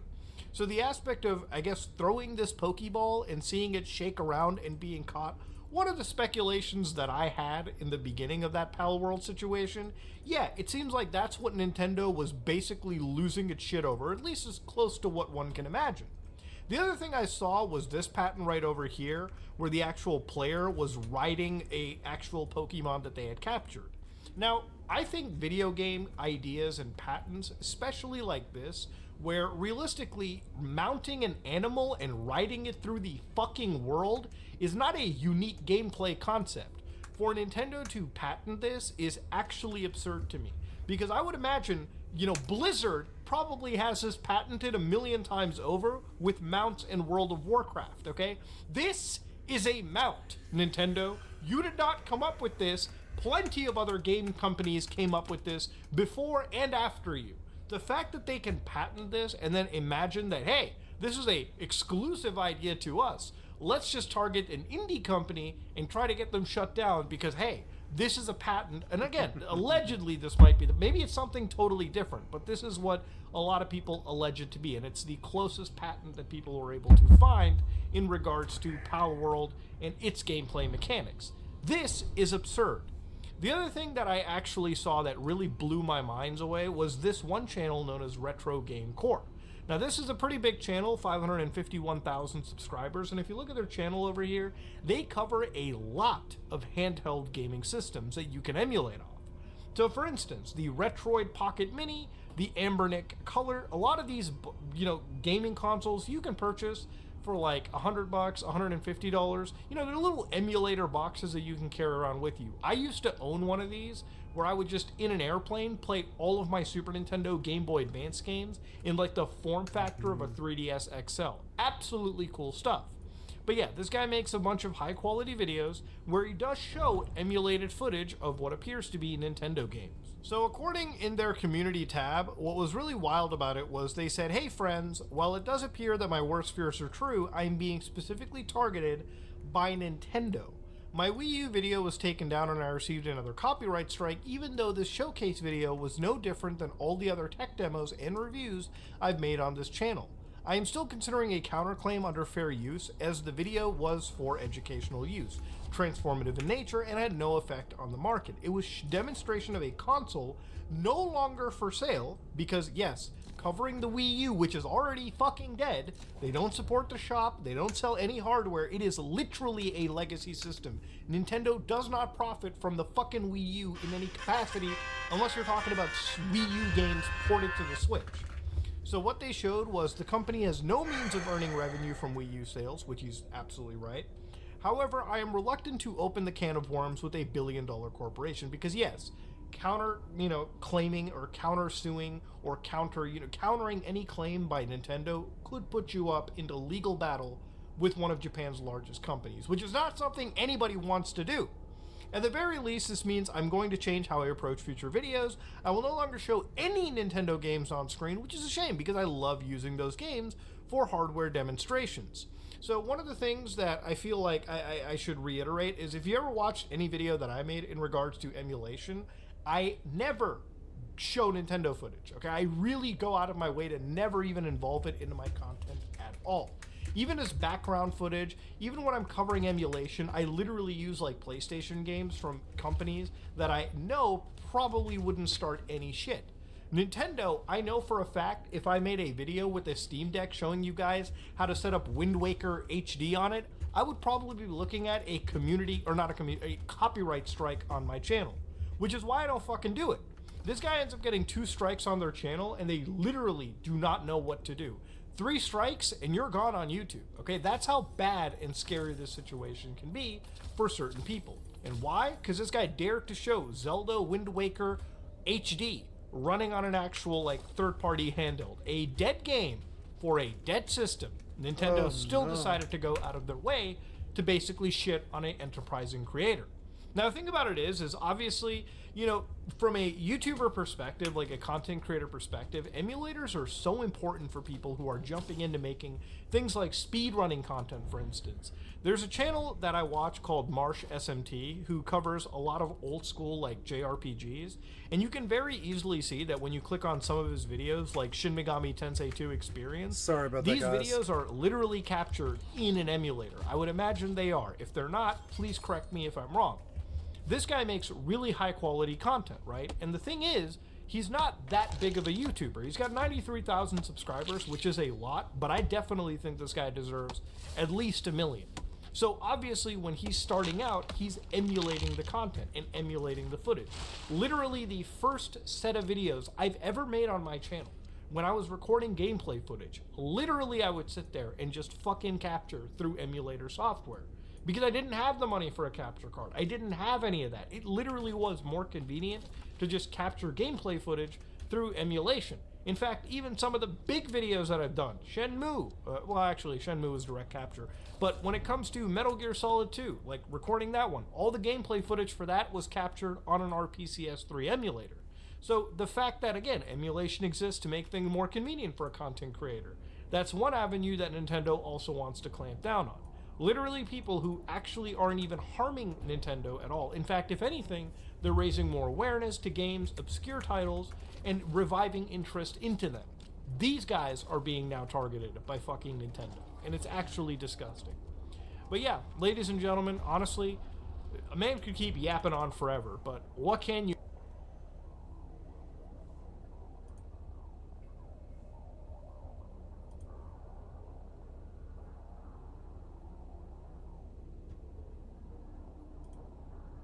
I've been streaming and playing. Thank you, Nathan Napalm. Thank you, Some Ordinary Gamers, for the excellent content from my stream. I'd like to sub to your channel. Throne and Liberty. Thank you, Nathan Napalm. Since early access started up and went into this brand new MMO with low expectations. As to be honest, most Korean MMORPGs just don't vibe well with me, and I expected something similar with Throne and Liberty. But I gotta tell you, right off the get-go, Throne and Liberty does a lot of things right and has some features that I've been asking for out of a new MMO RPG. And today I want to break down how I feel about Throne and Liberty so far with about 40 hours into the game and give you my first impressions of this new MMO from NCSoft and published by Amazon Games. My name is Nathan. I cover MMOs and RPGs, so please hit that like button like it owes you money and subscribe for more. Let me just real quick let you know that Throne and Liberty is a newly released on October 1st, 2024 free-to-play MMORPG, and it's available on Steam, PS5, Xbox Series S, and X. It is cross-play between the platforms, but at this time, cross-progression is not supported. So, like, you can play characters on all platforms, but you can't take your console character to the PC or vice versa. But listen, I've not had this much fun in a new MMO for more than a few hours since the launch of Final Fantasy XIV Reborn. It's just been a long time since we had a solid launch of an MMO of decent quality that actually was fun to play. And I've been impressed with Throne and Liberty so far. Of course, there are some things I'd like to see better or changed or improved, but I've played Throne and Liberty on both my PlayStation 5 and my PC, and I've enjoyed it so much more than I thought that I would. Let's break down what I like and sprinkle in a little bit of what I don't like as we go. So first, let's talk about the story.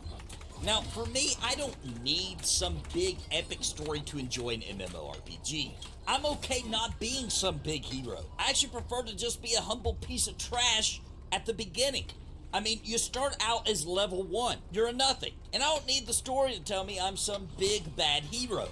Throne and Liberty does have that your special kind of story vibe going, and since they did that, if any MMO does that kind of thing, I need a great story. And Throne and Liberty has moments of actual badassery, and it happens here and there where I was genuinely impressed with the story. And the overall presentation itself is well done, and it feels impactful, and it feels fun. It's not Final Fantasy XIV story good here, but it's good enough to get you through the main story quest and find moments here and there that really do stand out as pretty darn phenomenal. This leads me to the leveling up experience. It starts out that you're mostly just doing the story, but soon you'll find quite a few options open up.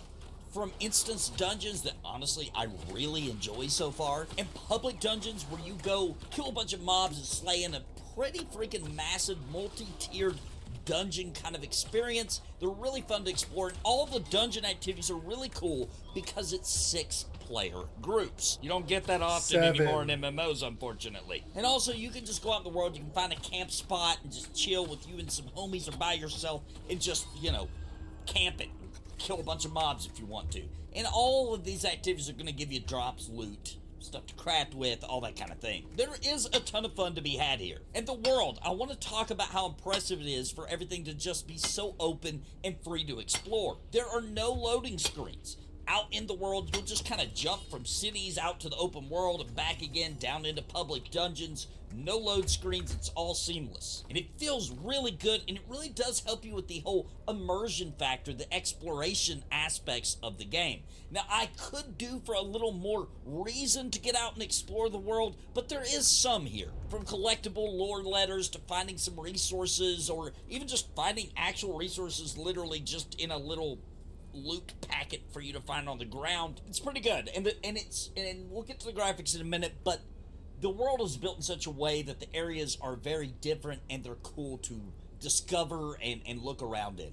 Now, the graphics are serviceable and sometimes they're downright beautiful. Throne and Liberty was made in Unreal Engine 4, so it looks like they did take full advantage of everything they could squeeze out of Unreal Engine 4, but it doesn't hold up to some other games out there graphically, obviously. You also got to keep in mind this is an MMORPG, it's a seamless open world, so that's going to affect how much they can do with the graphics. Sometimes you're going to see some graphic glitches, or at least I have, especially in very busy areas. You might catch a little lag, or even down-resed, low-res models, so that the game still trucks along even when there's a lot of traffic in that area and things like that. And I think that's a pretty good trade-off for how smooth the overall game experience is, running at high frame rates, on the console, on PC, with a mid to pretty good PC setup that I have now. Some of the mob design, though, is downright fantastic.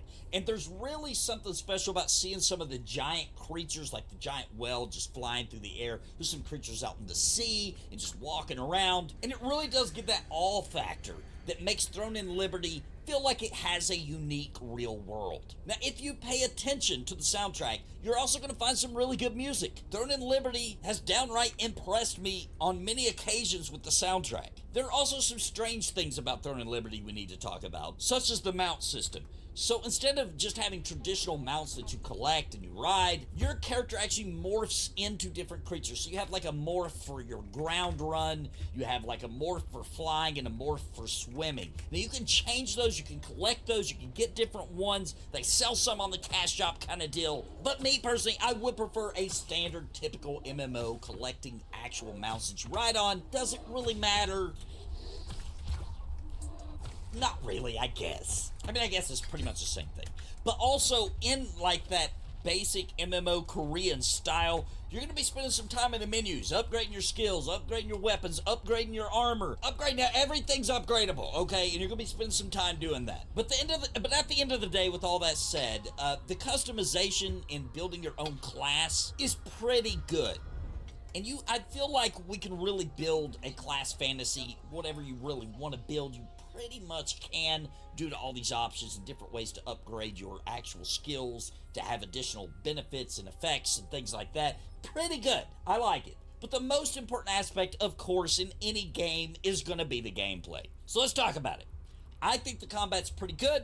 It's what you would probably come to expect, and you can play it in classic MMO style or action style. I recommend the classic style. It's just the basic MMO controls. Okay, What? Action style is more like the new action combat where the mouse actually moves the camera without having to hold down the right click kind of thing, if you know what I mean. I think some people are going to enjoy the action style, and if you're playing on console, you're kind of locked into that action. That's just kind of how the console works. But you do get that choice on PC. I do recommend the classic style. It's tab target combat, and for me, that's perfect in how I think MMORPG should be, especially because with MMOs, a lot of times you're spending a long time playing the game, 6 to 8 hours sessions sometimes, and I just think the tab target works good for longer play sessions. And Throne and Liberty does sport a limited action set of 12 abilities that you can have out on your bar, so there's going to be a little strategizing on which ones you want to invest to make the skill stronger and actually have out on your bars. You're going to be choosing your layout. You get to choose also between 2 weapons, and though depending on what 2 weapons you pick will decide what class you are. My favorite so far for me is the main tank build, which is the great sword and the sword and shield combo, but moving between weapon abilities on those 2 is very seamless.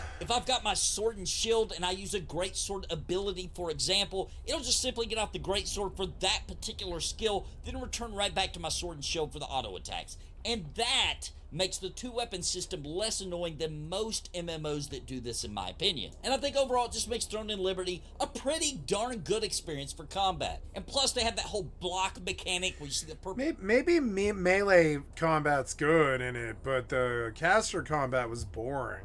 ...thing, you can time it, and you can even do a It counter was boring compared to Track Theory Evoker. It really was. Get it perfectly, and I really dig that. It's pretty darn fun, especially in some of the big boss dungeon fights. You can really turn the tide of the battle kind of thing. You know, it's good stuff. Now, talking about combat though, I'm going to say I do think the console versions need some work as far as targeting enemies. Sometimes when there's a lot of enemies, it gets really annoying trying to target the one that you want. The targeting you can play sucked. with that in the settings, but I haven't found a setting on console that I actually think works good yet. They really should just copy the Final Fantasy XIV targeting. I feel like for consoles it works flawlessly. Overall though, for gameplay, there's enough variety of content for Throne and Liberty to be one of those MMOs you get hooked on, you stay up too late trying to run dungeons, public dungeons, instance dungeons, quests, all this kind of thing, and you end up staying up too late, and it really is more fun than you probably think it is. It uses enough of the new MMO philosophy with little sprinkles of the old school MMO approach to really hammer in a fun experience, in my opinion. Now, Throne and Liberty does have that Korean syndrome in a few aspects, and let's talk about it. You'll have a dizzying amount of currencies, first of all. Some for this, some for that, and each acquired from different activities, and I'm sure after I'm 100 hours deep, it's not going to seem as confusing, but for a new player, there are enough currencies for it to seem, it's a little annoying. And yes, Throne and Liberty has cutesy little minions that follow you around. They heal you using World Tree leaves, I think it's called. So they do have a purpose. They also help you pick up loot that drops on the ground. And there's enough variety in those minions that you can find one that looks a little cooler than the classic Korean one they start you with. But once again, I just think it's a little annoying. The little cutesy minions, I don't care about that. Also, even though I haven't gotten to it yet, I hear that the end game is very grindy to get the really good gear, to get the really good drops. But I like a good grind, me personally, so I'll probably enjoy the game even more when I get to that point. The leveling up experience is pretty darn fast when you're following the story, running a lot of dungeons, all that kind of, you're gonna level up pretty fast. It's good news for some, a little bit of a bummer for old fogies like me. Speaking of in-game, though, let's talk about the various aspects I'm aware of so far. So there are raids for guilds, and the entire guild system actually seems very fleshed out, with an in-game guild currency even for helping the guild out, for, you know, donating things to the guild, that kind of thing. You actually get guild coins, another currency, but it's pretty cool because you can spend that at the guild house, and yes, it does have guild houses, and you can get some cool stuff with it. They also, besides the standard PvE raids and stuff like that, there's a lot of PvP events and things for guilds to do, including taking over areas so that your guild collects the taxes for that particular place, and there's castle sieges, there's world bosses, and all kinds of activities to do multiplayer or with your guild, etc. It does seem like they actually focus pretty heavily on the guild aspect when making Throne and Liberty, which is really cool. I haven't gotten to take full advantage of that yet, but I can see these pieces coming together and it looks great. And by the way, I'll be making a guild here in the next today or tomorrow. I'm on the Castleton server. If you're interested in joining us, you can join my Discord. I got a link in the description down below if you're interested in that. Now, as far as monetization, the big elephant in the room, Korean games are known to have horrible monetization, and I can see some things that could be mildly annoying, but it's honestly not that bad at this time for a free-to-play MMO. I mean, after all, they have to make on day money one? somehow, No. or they'll go out of No, business. no, They'll shut down, right? No, day one? No, you won't see it day one. That's a fairly naive thing to say. The naivety of some of the people I see kind of bothers me a little bit. Running an MMO isn't free and it's not cheap at all. And so far, I just haven't seen anything that's game-breaking yet, or even as bad as some other games that I've enjoyed over the past couple of decades. So, right now, not a problem. Will it be in the future? We'll see. It looks like Amazon Games is handling the non-Korean monetization model, and we'll see where they go with it. I don't feel like Amazon Games has been very greedy in the past, so we'll see what happens. Overall, though, for Throne and Liberty, I can see myself playing this MMO for a long time, and I'm enjoying it so far, and there is no reason you shouldn't try it. I mean, it's free to play, and give it a shot. See what you think, and I'm interested. Have you already played Throne and Liberty? Have you tried it out? Are you thinking about doing it? I'm interested to hear your opinion, so please leave a comment down below on your experience so far or what you're thinking about the game so far, and let's discuss it. Reply to other comments, and let's talk about how we feel about what is probably going to be the only... I'm going to say what I think. I think this is one of the greatest free games ever made, up there with Genshin and Hearthstone.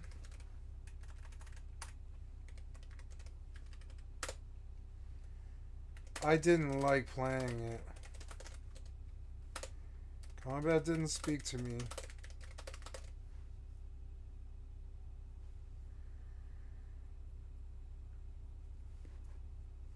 And no.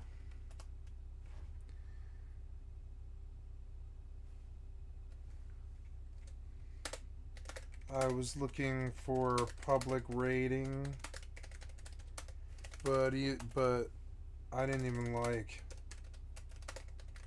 the single player combat. Not hard like New World or challenging in any way. Felt like mowing down grass.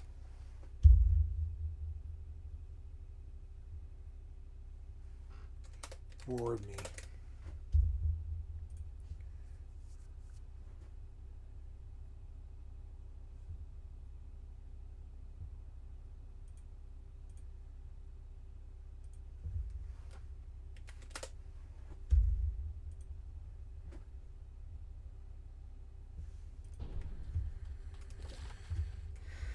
We're getting a lot of these free games now because free is the most expensive business model and they know it.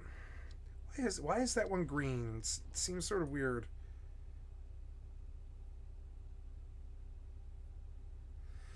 Wait, so let's go do that. I don't know why it's green, but okay, we'll go take a look. Maybe that's my graduation quest.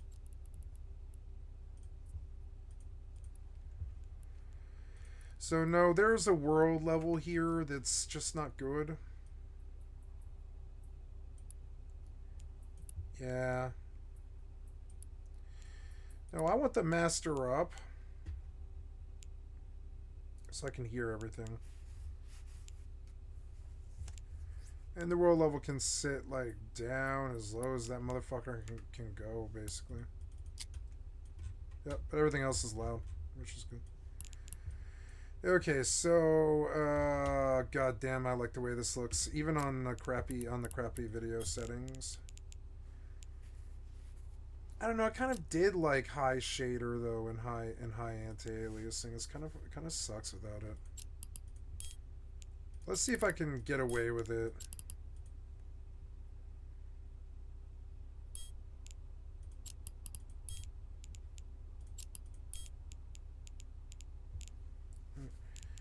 High, and the rest is disabled. And let's just see. See, that makes the game look so much better. High shader and high anti-aliasing. And it still does have like a solid frame rate.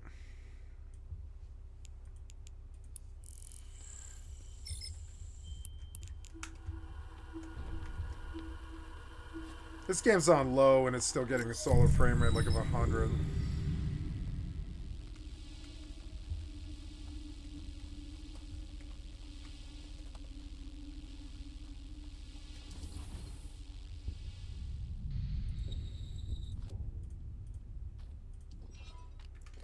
Okay, I don't even know what that shit is.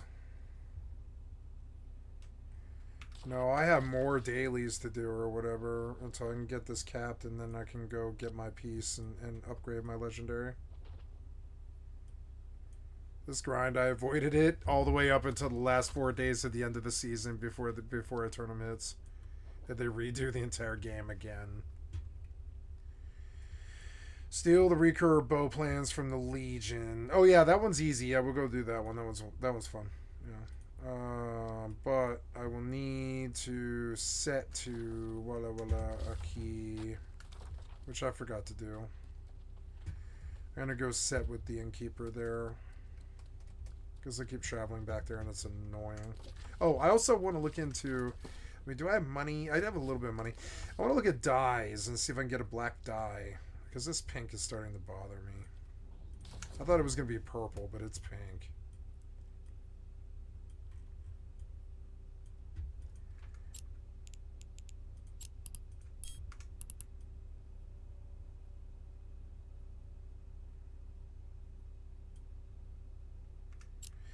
I don't think that setting affects anything. Nope.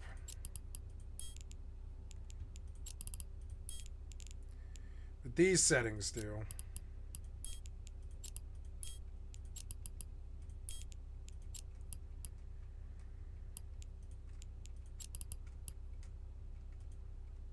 Yeah, could take a hit there.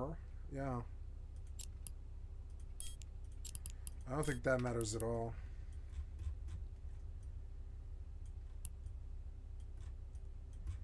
Buy some frames. No, there's no point in not giving it high detail. God damn, that looks awesome.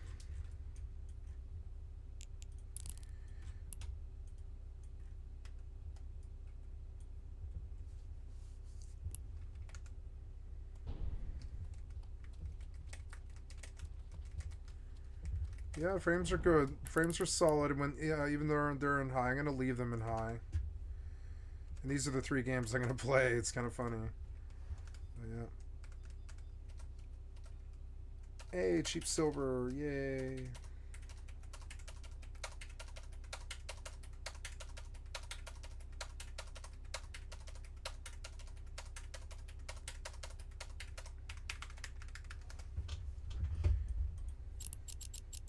Oh, I didn't put it away. Damn it. Stop.